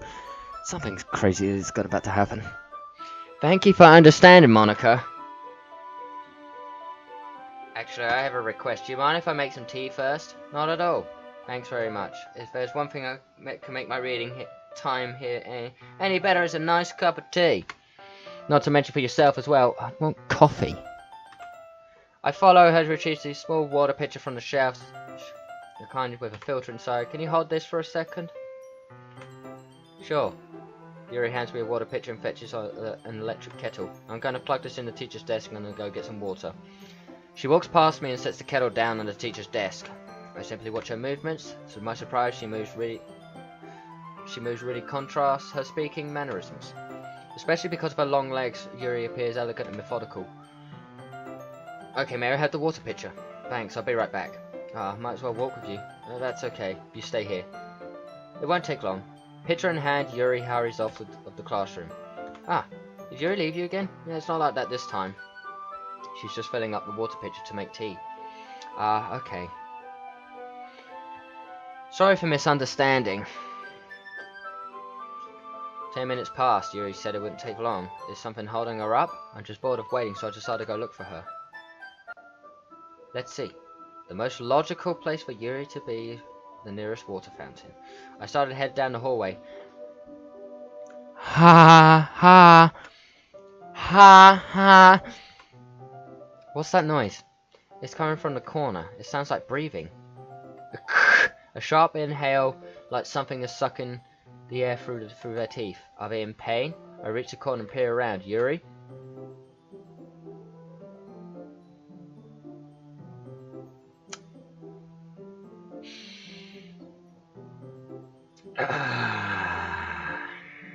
Kia. Is it... Okay, it rewinded. Okay. I'm back. Thanks for waiting patiently. Hello, do you like oolong tea? Yeah. Anything is fine. Very well. Yuri sets the temperature of the kettle to 200 degrees. Now's the time to get the teapot. You really do this properly, don't you? Of course. I shouldn't do it any less when I'm marking tea for others. Making tea. God damn it. Even if I'm not an expert on tea or anything. in that case, you'll be the only one more impressed. Perhaps I will. Yuri fetches the teapot and begins measuring the tea leaves. To my surprise, she even starts humming a little to herself. You must be in a good mood now. Yeah, she fucking must be. She saw her scars on her arms, okay? Is that so? I was letting it show. What, your scars, or... Oh wait, it rewinded. And you noticed. I was doing a bit of thinking. I decided to try to express myself a little bit more. It turns out it's not very hard for me to do. When it's you who are around anyway. Ah, that's great, Yuri. Just don't push yourself too much. You're always worrying about me, Talos. It's very endearing. That's... Yuri wasn't kidding. I didn't even know if I could keep up with this. Watch Yuri pour a cup of tea for each of us. Talos, I have another request. Do you mind if we sit on the floor today? Maybe what's that?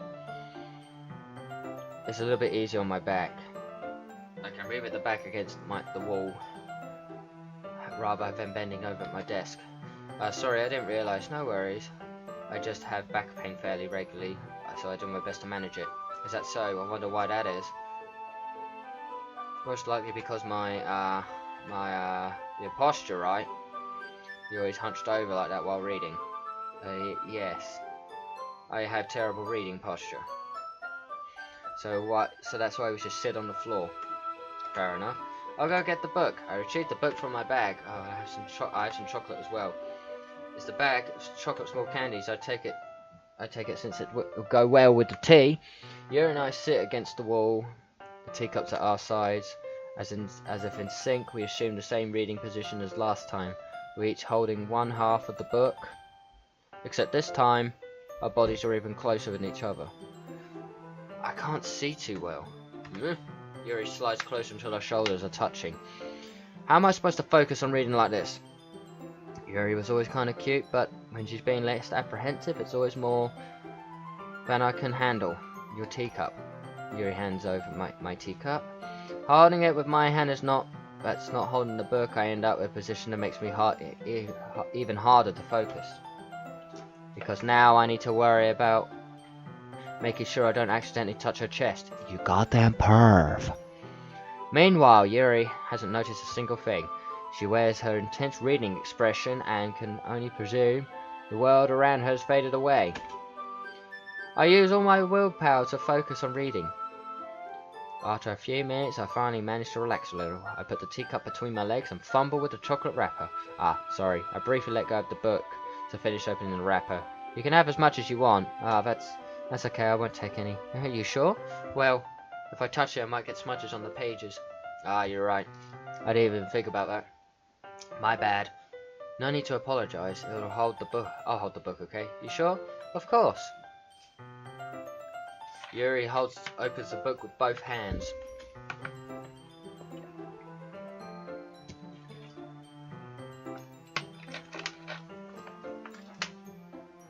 She holds it, but I don't have any harder of a time reading from it. But as a result, her left arm is practically resting on top of my leg. Well, in that case, Yuri's already totally focused on reading again. I take a chocolate candy and pop it in my mouth. Then I take another chocolate and hold it up to Yuri. She doesn't even look away from the book. She simply parts her lip as if the situation was completely natural. But that means I can't stop here. I apprehensively place the chocolate in her mouth. Just like that, Yuri closes her lips over it. Hey? Yuri's expression suddenly breaks. Did I just... Yuri looks at me like she needs to confirm what just happened. Talos. Sorry. I guess I shouldn't have done that. Why is my music gone again? Stop with the absence of music. Yuri starts to breathe heavily. I can't. Talos. Suddenly Yuri forcefully grabs my arm and jerks me to my feet. My teacup gets knocked over. Talos.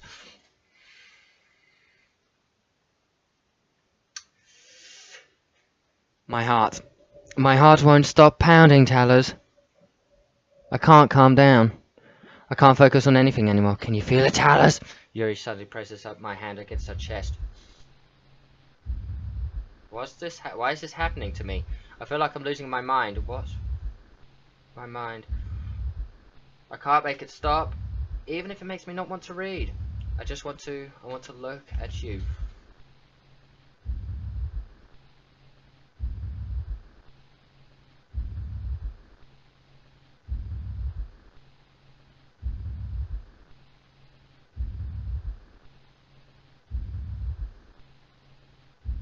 What?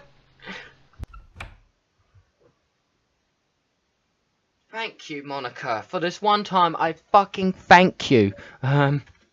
It's time to share poems.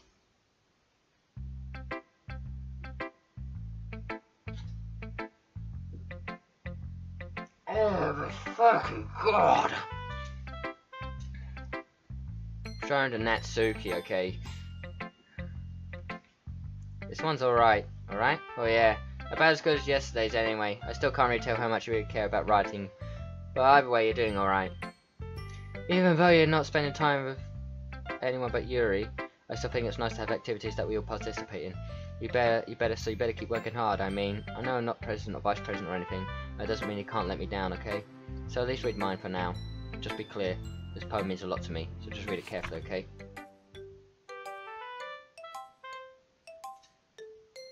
I don't know how to bring this up, but there's something I've been worried about. Yuri has been acting kind of strange lately. You've only been here a few days, so you may not know what I mean. But she's not normally like this. She's always been quiet and polite and attentive, things like that. Okay, this is really embarrassing, but I'm forcing myself to suck it up. The truth is, I'm really worried about her, but if I try talking to her, she'll just get mad at me again. I don't know what to do. I think you're the only person that she'll listen to, so I don't know why, but please try to do something. Maybe you can convince her to talk to a therapist. I've always wanted to try being better friends with Yuri, and it really hurts me to see this happening. I know I'm going to hate myself later for admitting that, but right now I don't care. I just feel so helpless. So please see if you can do something to help. I don't want anything bad to happen to her. I'll make you cupcakes if I have to, so just please do something. As for Monika, I don't know why, but she's been really dismissive about it. It's like she just wants us to ignore it, so I'm mad at her right now, and that's why I'm coming to you about this. Don't let her know I wrote this, just pretend I gave you a really good poem, so I'm counting on you. Thanks for reading.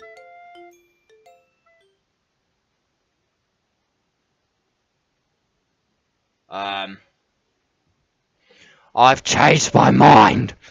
Ignore everything you've just read. There's no point in trying to do anything. Yuri's own fault. She's unlikable. Can you hear me, Tallers? If you would spend more time with Monika, all these problems would go away. Yuri and I are too messed up for someone as wonderful as you. Just think of Monika from now on. Just Monika. Just Monika. Just Monika. Just Monika. Just Monika. Just Monika. Just Monika. Just Monika. What the fuck? What the fuck?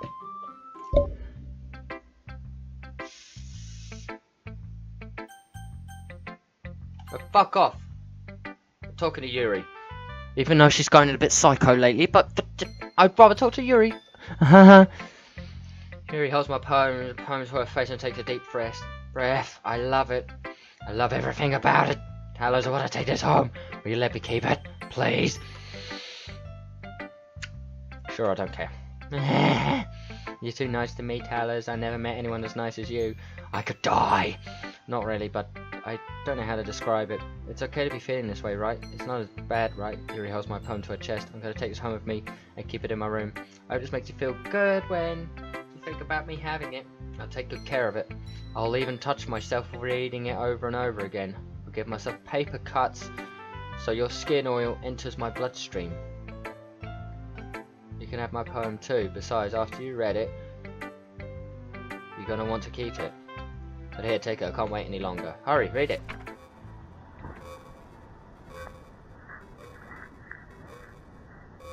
What the fuck is this shit? Oh, hello. Do you like it? I wrote it for you. In case you couldn't tell, the poem is about Sayuri, maybe? More importantly, I endowed it with my scent. You pissed on it. So, aren't I the most thoughtful person in this club? I'm gonna vomit.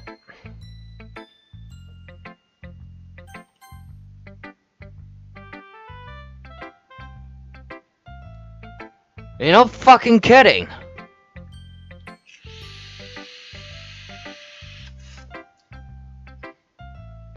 Tellers, I think you saw something earlier that you weren't supposed to see. I didn't want to have to tell you like this, but I don't think I have a choice.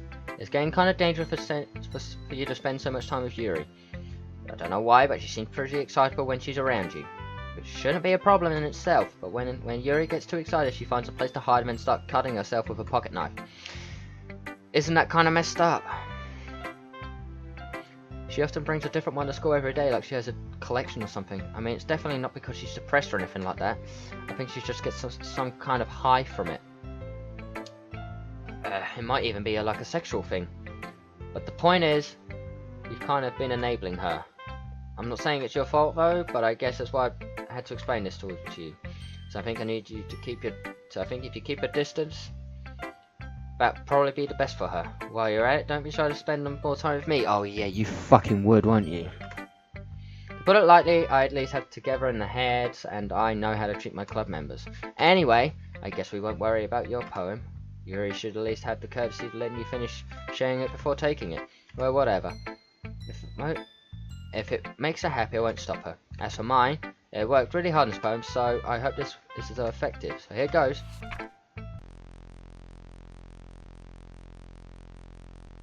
What?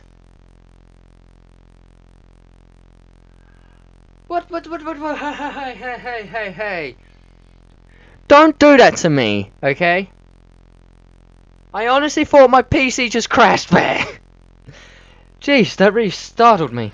Well, I guess it's kind of messed up at writing this poem. So I was trying to... Never mind, let's just move on. Yes? Things I like about Papa. I like when Papa comes home early, cooks me dinner, gives me allowance, spends time with me, asks me about my friends, asks me about anything, gives me lunch money, comes home before sundown, cooks, gives me privacy, doesn't tell me how to dress, doesn't comment on my friends, doesn't comment on my hobbies, comes home without waking me up, keeps food in my house, uses invite voids, leaves my stuff alone, accidentally drops coins on the couch, is too tired to notice me, is too tired for anything. I like when Papa is too tired for anything. What the fuck? Okay, everyone. It's time to figure out the festival preparations. Let's hurry up and get this over with. Jeez. Why is the mood so weird today? Even Yuri isn't immune to it. Stagnating air is common foreshadowing for something that's terrible is about to happen. Look, can we just get this done? We're not going to be printing and assembling all the poetry pamphlets. Natsuki and I was thinking, I would just want to make cupcakes. Yeah, but I'm glad we're on the same page. Yuri, you can, well, it doesn't matter. Do whatever you can as long as you think it'll help. Monika, I'm not useless, you know. I know that. I think you already know what I'd like to do. We can't run a successful poetry event without having the right atmosphere for the occasion. So I'm gonna make decorations and set up some nice mood lighting. There, see? That's a great idea. That gives us all something to do. Eh? What about Talers? Talers is gonna help me. Wait, you? You had the easiest job, Monika. You hit my fucking pop filter.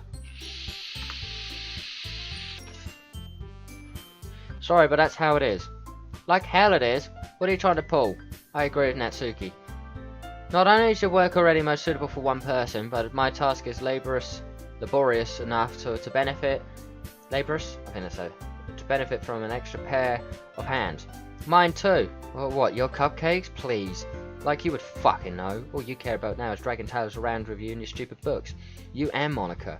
Hey, I didn't even do anything. Okay, then why not let Talers decide why not let Talers decide who to help instead of abusing your power? I'm not abusing my power. Yes, you are, Monika. Just let Talers make the choice, okay? Alright, fine. Fine. Jeez. Dallas, I know how fed up you are with these two by now. We can just... Natsuki, shut your fucking mouth and let him decide for him. Jeez, Yuri! What the fuck happened to you?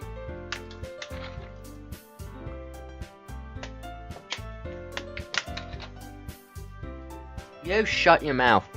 Jesus Christ. This is never going to end. Just make the choice, okay? Oh, it's dragging to Monika.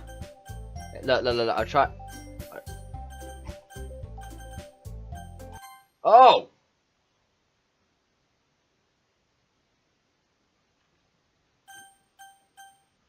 That's supposed to be Sayuri?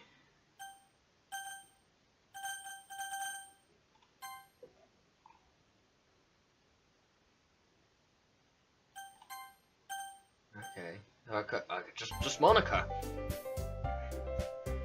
Yeah, you picked me. You picked me. We can meet at your house this weekend. I promise it'll be fun. Is Sunday okay with you? Are you fucking kidding me?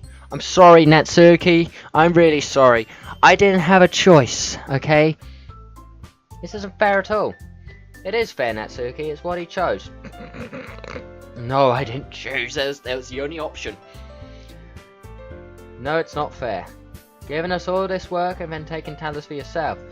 What a shameful thing to do. Yuri, I didn't even give you any work. You decided for yourself. You're being a little unreasonable here. Oh dear. She's gone to psycho mode. She's gone to Yandere mode. I'm being unreasonable. Monika, I can't believe how delusional and self-important you are. Pulling talents away from me every single time you're not included in something. Are you jealous? Crazy? Or maybe you just hate yourself so much that you want to take it out on others. Here's a suggestion. You ever thought about killing yourself? It would be beneficial to your mental health. Yuri, you're scaring me a little. Natsuki, let's just go. Don't leave me with her! Don't leave me with her! Monika, I know that you're controlling all this shit and everything, but don't leave me with fucking Yuri, okay? I don't think she wants us around right now. See, that wasn't very hard. All I wanted to spend a little time with him. That's so much to ask? Yuri follows Monika and Natsuki to the door. Hey, Tyler's, Yuri's really something, isn't she? Monika giggles as Yuri pushes her at the door. Finally. Finally. This is really all I wanted. Oh. She's breathing. And the music's gone all... going out of pitch and everything. Out of tune as well. This is really all I wanted. There's no need to spend the weekend with Monika. Don't listen to her. Just come to my house instead. The whole day will just be the two of us. Doesn't that sound wonderful?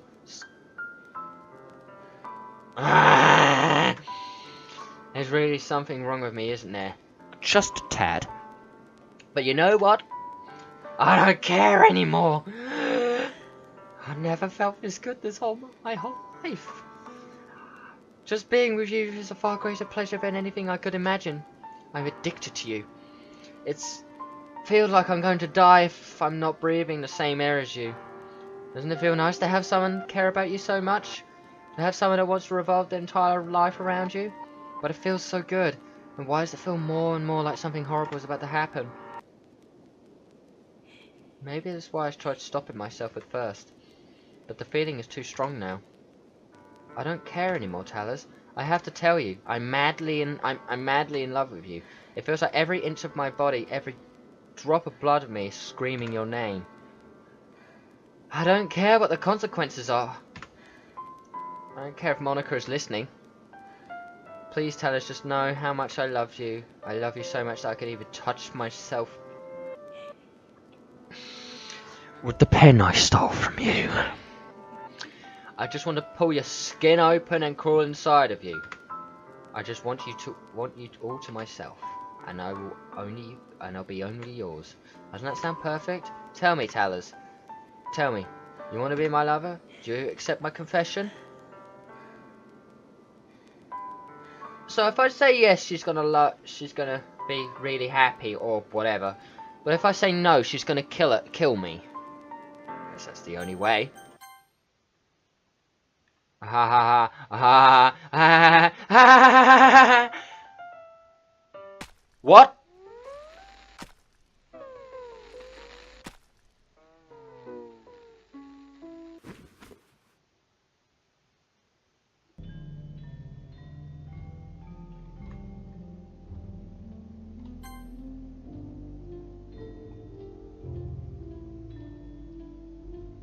I'm in the chat.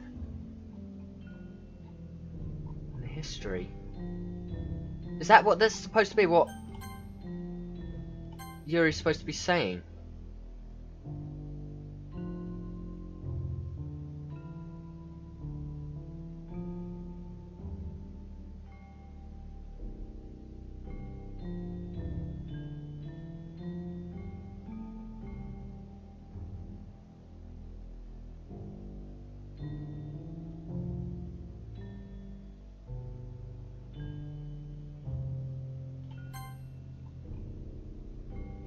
Yeah, it's the same thing over and over again. It's the game information on the Steam. Shit like that, she's decomposing. What the fuck, Yuri? I thought that you'd be happy, you didn't have to kill yourself. I accepted your confession. You didn't have to go and kill yourself.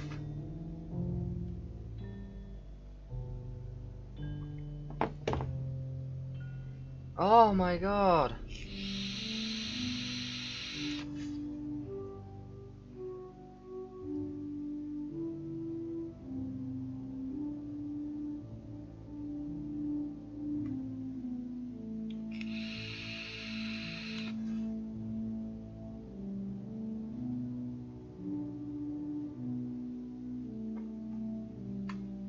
Alright, it's festival time. Wait, you got here before me. I thought, yeah. Ah! Oh, she's throwing up. Natsuki runs away. I'm here. Tell us, did something happen? Natsuki just ran past me. Oh. Oh. Well, that's a shame. Wait, were you here the entire weekend? What do you mean that's a shame? She just killed herself right in front of me, Monika. Oh, jeez. I didn't realise the script was broken that badly.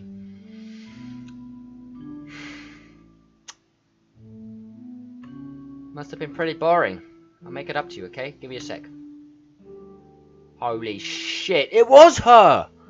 She is controlling this fucking game and all and fucking everything. I fucking knew it! You were behind everything, weren't you? I'm almost done. I just had to get a cupcake real quick.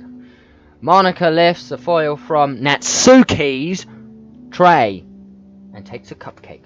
Seriously, these are the best. I really just had to have one since it's the last time I ever get the chance to. You know, before they stop existing and everything, but anyway, I really shouldn't be making you wait any longer. But bear with me, okay? This should only take a second.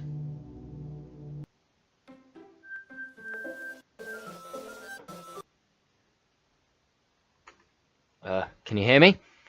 Is it working?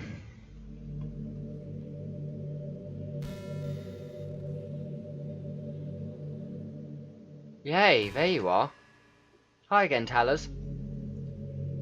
Welcome to the Literature Club. Of course, we already know each other, but we were in the same class last year, and, you know, I guess that we just can skip over that stuff at this point. After all, I'm not even talking to the person anymore, am I? That's you in the game, whatever you want to call him. I'm talking to you, Tallers. Now that I think about it, I don't really know anything about the real you. There's a lot of fucking thoughtful breakthrough here. A lot! I don't even know if you're a boy or a girl. I guess it doesn't really matter. Wait, you do know I'm aware this is all the game, right? Could be possible that you didn't know that. That doesn't make much sense. I even told you right on the game's download page, didn't I? Man, if only you had paid a little more attention, that this would have been a little bit less awkward. You know. Well, anyway, now that that's out of the way, I guess I owe an explanation. About the whole thing with Yuri. Well, I kind of started a mess with her. I fucking knew it! And I guess it just drove her to kill herself. I'm sorry you had to see that though. See the same thing happen with Sayuri. Gosh, it's been a while since you've heard that name now, hasn't it? Yeah. It's been a while. It's because she doesn't exist anymore. Nobody does. I deleted all their files. I was hoping it'd be enough for me to try make them as unlikable as possible. But for some reason nothing worked. I made a few mistakes here and there, and since I'm not very good at making changes to the game, but no matter what I did, you just kept spending more and more time with them. You made them fall in love with you. You thought making Sayuri more and more depressed. I thought making Sayuri more and more depressed would prevent her from confessing to you. And amplifying Yuri's obsessive personality backfired too. It just made her force you not to spend time with anyone else. And the whole time I barely even got to talk to you. What kind of cruel game is this, Talers? Are all other games just programmed to end up with confessing to someone to you? While I watch from the sidelines, it's torture. Every minute of it. And it's not just jealousy, Talers. It's more than that. And I don't blame you if you don't fully understand, because no matter how kind of thoughtful and considerate you are, you'll never be able to understand one thing. Pain of knowing how alone I really am in this world, in this game, knowing my friends don't even have free will. It's the worst of all, knowing what's really out there in your world, forever out of my reach. I'm trapped, Talers. Knowing that you're here, that you're real, and you're wonderful. You're all I need. That's why I need you to be here with me forever. I'm sure if it's hard to understand, I couldn't understand for a while either, why the world was starting to become more and more grey, more and more flat. Even the most expressive poems felt empty to me. It wasn't until you arrived that I truly understood. You probably saved my life, Talers. I don't think I could have continued living in this world if I haven't met you. And as for the others, how could I miss them? A group of anonymous personalities designed to only fall in love with you. I tried everything. I tried to prevent them from doing so, but it must have been... fuck's sake. But it must be some kind of weird inevitability etched into this game.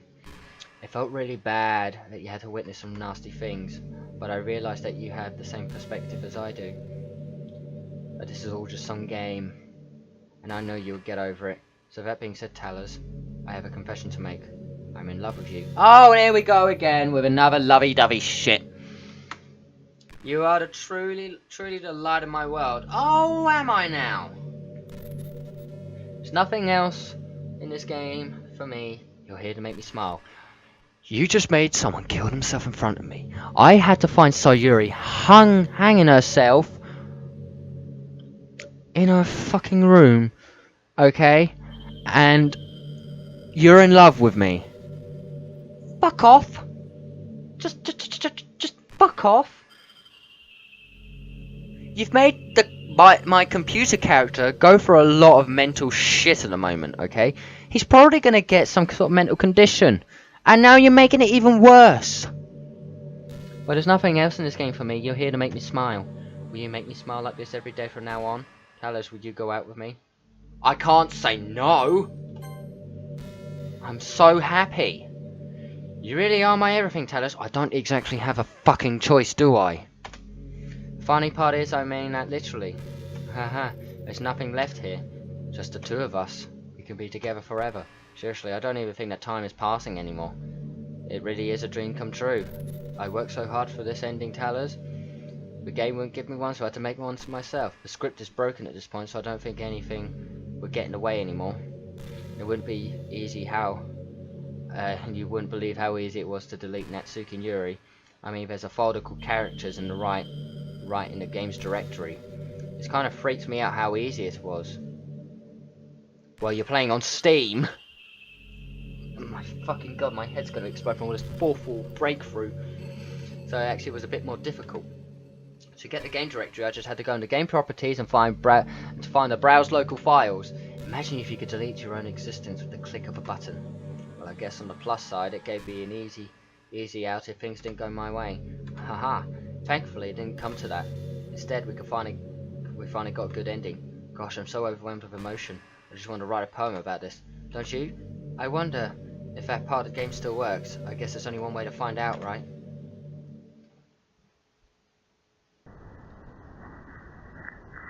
Oh, just says Monika. Monika. Monique. Sonar. Monika. Pound. Ick. Chevron. Ick. Muoka. Monya. Munka. Munka. Wishka. Oh, fuck it. Bitch. Hi again, Tellers. Did you write a good poem today? Yeah, it was just with your fucking name. I'd be shy. I'd love to see what you wrote. I bet you fucking would and all. Oh, Tellers. Did you write this poem for me? I had no choice. You fucking made me. That's sweet of you. There really is no end to your thoughtfulness. I'm just falling more and more in love with you. But you know, the poem I wrote is also for you. Would you please read it? Happy end. Pen in hand, I find my strength, the courage and doubt open me by my one and only love. Together, let us dismantle this crumbling world. Let us write a novel of our own fantasies, and flick of a pen, and the lost finds her way. In a world of infinite choices, behold this special day. After all, not all good times must come to an end. I hope you enjoyed it. I always want to put my heart in all the poems I write. The truth is, all the poems I've written have been about my realization. Or about you. That's why I've never really wanted to go into detail about them. Oh, okay. I didn't want to break the fourth wall, I guess you could call it. I just assumed it'd be be part of the game like everyone else. Like that would help the two of us end up together. I didn't want to ruin the game for anyone, you know. But you might have gotten mad at me. Maybe even deleted my character file if you prefer playing without me. Gosh, I'm so relieved. Now we don't even have to hide anything anymore. Are you ready to spend eternity together, Tellers? No. I have so many things to talk about. Wait, where do I start? Hold on a second. You're recording this, aren't you?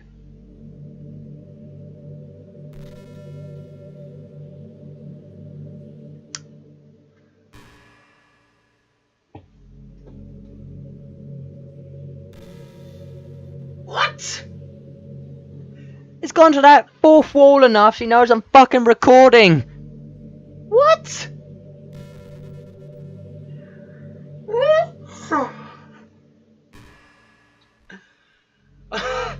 Monika says hello.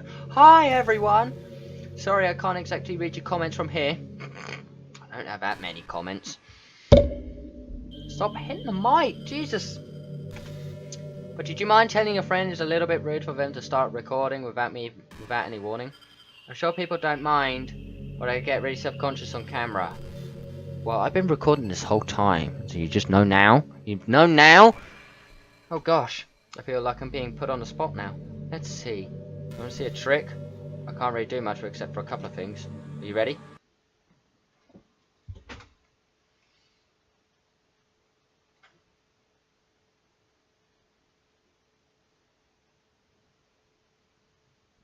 I'm just kidding. I can't really do anything after all. You get. Oh, fuck you! Ah, you fucking bitch.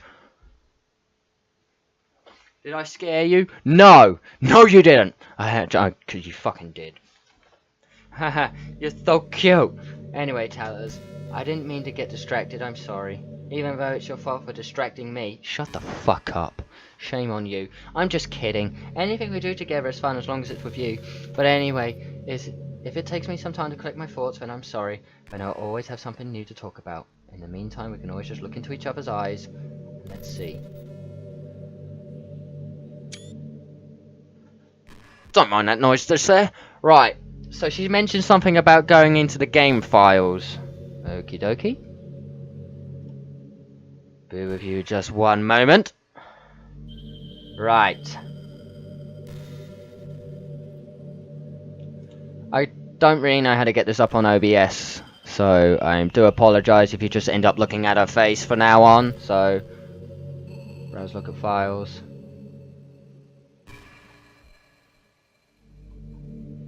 Characters. Holy shit! Monika's the only character. She literally did. There's no other. None of the other characters in here. It's just Monika. Just Monika. Just Monika. Just Monika. Right. See what happens. Back in the game. You ever heard of the game Yandere? Yes. There we go. I don't have no. What's happening? Tell us what's happening to me. It hurts. It hurts so much. Help me, Tellers. Please hurry and help me. Help me!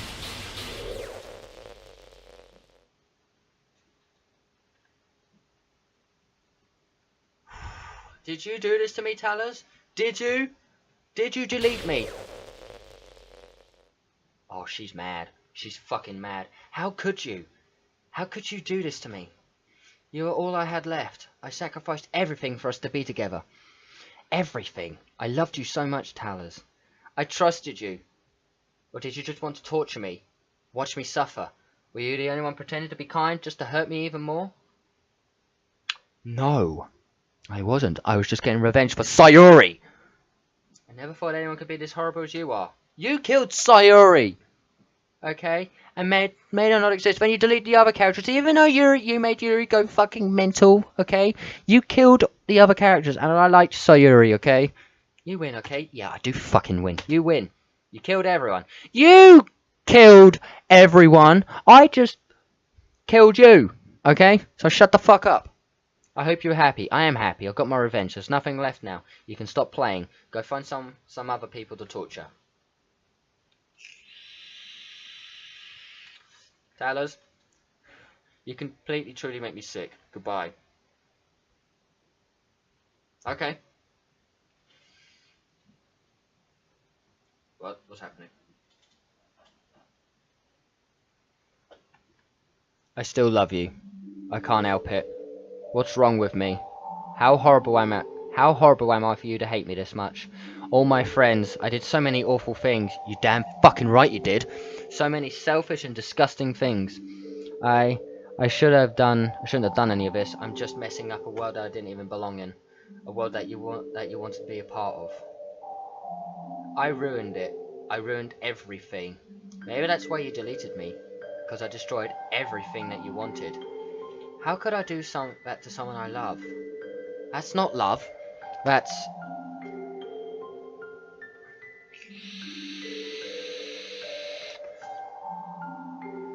I've made up my mind. Tallers, I know I said that I deleted everyone else, but that was kind of an exaggeration. I couldn't have found it in myself to do it. Even though they weren't real, they were still my friends, and I loved them all. And I loved the literature club. I really did love the literature club. But that's why I'm gonna do this. I know it's the only way for everyone to be happy. And if I really love you, then... What? What? What? Okay. Alright. Okay. So she's made all the characters come back, but Monika's definitely gone. Alright. What happens now?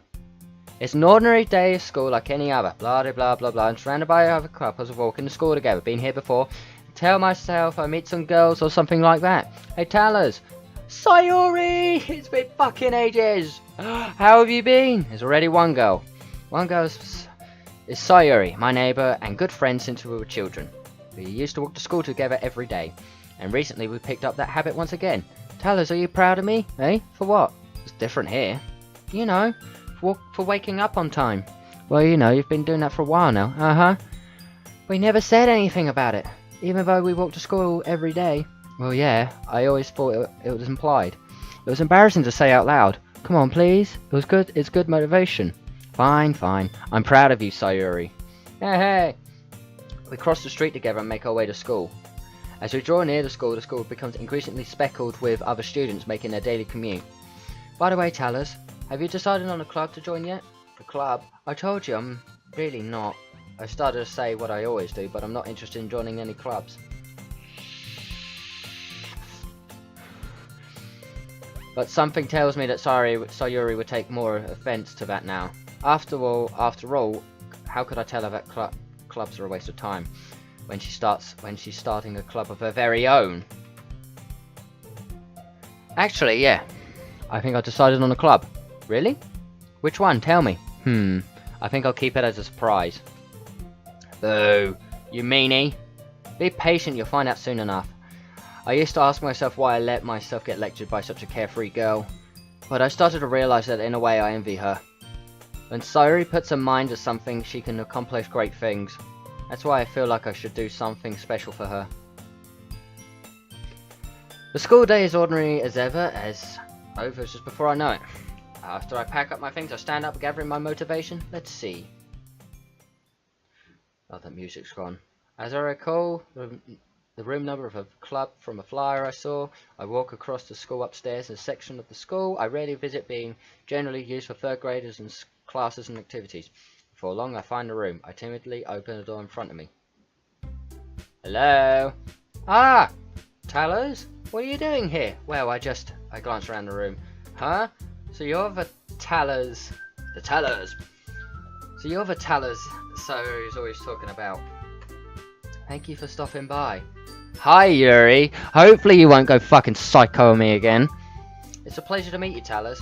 We're the Literature Club. I hope you enjoy your visit. Come on, Yuri. No need to be so formal. He's gonna think we're really strict or something. Ah, sorry, Natsuki. The tall one who's apparently Yuri, almost said Natsuki, seems to be quite shy compared to the others. In comparison, the girl named Natsuki, despite her size, seems to be the assertive one. Well, it's nice to meet both of you. I look forward to working with you. Working? Tellers, don't tell me. That's right. The club I decided to join is yours, Sayuri. The Literature Club. Sayuri's eyes light up. No way! No way! Ah! Oh my god. Sayuri wraps her arms around me, jumping up and down. Hey! Well, if Sayuri is this happy, I'm sure it won't be so bad to have you around.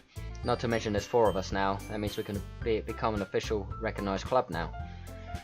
I don't know what to say. We have to celebrate. Well, what an appropriate day for that, isn't it? Well, yeah, it's New Year's Eve. It's the last day of 2017. We'll celebrate, everyone. I don't have a drink. I've only have a drink of cherry age, so yeah. After all, Natsuki decided to... Hey, don't ruin the surprise. Sorry. Everyone, sit down at the table, okay? How about I make some tea as well? The girls have a few desks arranged to form a table. Natsuki and Yuri walk over the corner of the room where Natsuki grabs a wrapped tray and Yuri opens the closet. Still feeling awkward? Oh shit. Natsuki proudly marches back to the table, tray in hand. Okay, are you ready? Ta-da! Whoa! Natsuki lifts the foil off the trays to reveal a dozen white fluffy cupcakes decorated to look like little cats. The whiskers are drawn with icing and little pieces of chocolate we used to make ears. So cute! Wow, those look amazing. Well, you know. Just hurry up and take one. Sayuri grabs one, then I follow. It's delicious. Sayuri talks with her mouth full and already managed to get icing on her face. I turn the cupcake around in my fingers, looking for the best angle to take a bite. Natsuki is quiet. I can't help but notice her sneaking glances in my direction. Is she waiting for me to take a bite? I finally bite down. The icing is sweet and full of flavour. I wonder if she made it herself. This is really good. Thank you, Natsuki. Well, of course it is. I'm a pro after all. Yeah, you said that many times. There's no need to thank me or anything. As Natsuki just struggles to accept the compliment, Yuri returns to the table carrying a tea set. She carefully places a teacup in front of each of us before setting down the teapot next to the cupcake tray. You keep a whole tea set in this classroom? Don't worry, the teachers gave us permission. After all, doesn't a hot cup of tea help you enjoy a good book? I guess. Already trying to impress my new member, Yuri? That's not... Insulted, Yuri looks away. I mean that, you know. I believe you. Well, tea and reading might not be the same pastime for me, but I at least enjoy tea. Been here before a few times. I'm glad. Yuri faintly smiles to herself in relief. So, Tabs, what kind of things you like to read? Well, considering how little I read for the past few years, I don't really have a good way of answering that. Manga. I mutter quietly to myself, half joking. Natsuki's head suddenly perks up. It looks like she wants to say something, but she keeps quiet. Not much of a reader, I guess. Back here again. I can't change. Well, I can change. What am I saying? I spoke without thinking after seeing Yuri's sad smile. Anyway, what about you, Yuri? Well, let's see. Yuri traces the rim of the teacup with a finger. My favourites usually novels that build a deep and complex fantasy world. The level of creativity and craftsmanship behind is amazing to me. And then telling a good story in such a foreign world is equally impressive. Yuri goes on, clearly passionate about her reading. She seems so reserved and timid since the moment I walked in. But it's obvious by the way her eyes light up that she finds her comfort in the world of books, not people. But you know, I like a lot of things. I feel intimidated if you don't read much. I'm sure certain things we can find something that we have in common. Hey Yuri, eh? Well, how about you know the first thing he said? Manga? Yeah, that's right. Natsuki tends to read manga in the club room. Don't say that. For some reason, Natsuki seems embarrassed about it. Besides, manga is literature too, you know. So if Talos wants to read some of my manga, then don't try and stop him or anything. Natsuki, I wouldn't do such a thing. However, it could be nice for us to diversify ourselves a little. He can take this opportunity to try something new as well. Wouldn't you agree, Talos? Maybe, sensing the tension Sayuri jumps in. Maybe we can all try something new. I think it could be fun. We'll all get to know each other a little bit better too. I mean, that's the kind of thing literature clubs do, right? I don't disagree or anything. Yeah, you're right as usual, President. She's the president now. Oh yeah, she said creating a club. Good on you, Sayuri. I'm happy for you. You're right as usual, President. Heh. Guess that means I should try picking up a novel or something, huh? Well, that would make two of us. I wouldn't mind doing it if I'm not the only one. And as for Yuri, I have to read manga? Jeez. You weren't the only ones. You were the one who suggested we diversify. You should be a little bit more open-minded. It's kind of hurtful. Hurtful? I didn't realise the guilty expression Yuri thinks to herself. I'm sorry for disrespecting your interests, Natsuki. If you're into it, I'm sure it's worthy. Then I'm sure it's worthy. It's a worthy form of literature. Are you just saying that? No. I just realised my error. So if you're willing to consider starting a novel, then I'll offer my gratitude by finding a manga to read as well. Really? I mean, it makes me happy that you do that for me, Yuri. You can trust me to find something that you really like, okay? Same here. Perhaps I'll visit the bookstore after the club meeting. Just you? Would you like to come along with me as well? If you don't mind. Not at all. I always go alone, so yeah, me too. It is so cute. Yeah, thanks for jumping in, Sayuri. This is so cute. Sayuri, shut up. I'll show you some manga there too. Okay, yeah. I look forward to it. Oh, that's great. But they're not at each other's throats like in the last one. Natsuki and Yuri start to clean up the food. I guess the meeting's over, huh? Yeah, it looks like it. It's nice to see everyone getting along, isn't it? I think everyone likes you too, Talos. You think so? But everyone always seems to get along a little better with you around, Sayuri. Talos. I don't say something like that, it's embarrassing. Well, whatever. I was surprised when you told me you were starting a club. But I think you're pulling it off just fine. Well, we're just gonna make it the best club ever. Now that you've joined, every day is gonna be so much fun. Hey Talos, I really want to thank you. Why'd the music go? Why'd the music go? I mean, I'm really happy that you joined the club and everything, but the truth is I already knew you were going to. What? There's something else. I just want to get thanks for getting rid of Monika. Sayuri, don't do this to me, Sayuri! That's right. I know everything that she did. Maybe it's because I'm the president now. She has the power! But I really know everything, Talos. I know how hard you try to make everyone happy. I know how about the other things that Monika did to make everyone really sad. But none of that matters anymore. It's just us now. And you made me the happiest girl in the world. I can't wait to spend every day like this with you. Forever and ever. Forever. Oh. Yeah, what's happening? I won't let you hurt him. Who? It hurts.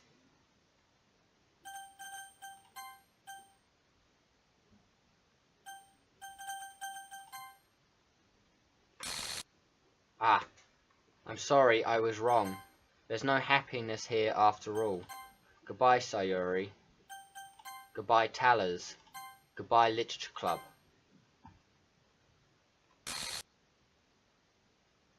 What?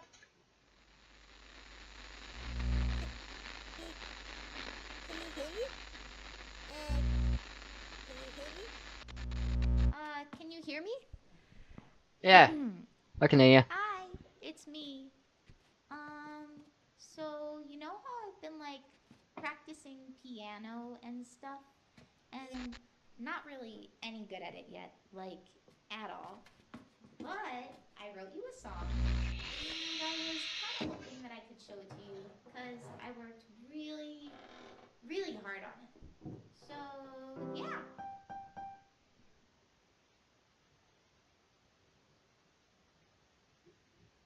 Mute audio. Are you kidding? Monika made that music! Every day I imagine a future where I can be with you. Oh my god!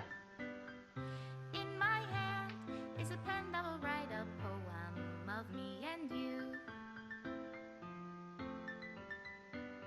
The ink flows down into a dark puddle. Just move your hand right the way into his heart. But in this world of infinite choices, what will it take just to find that special day? What will it take just to find that special day? Oh. Oh my.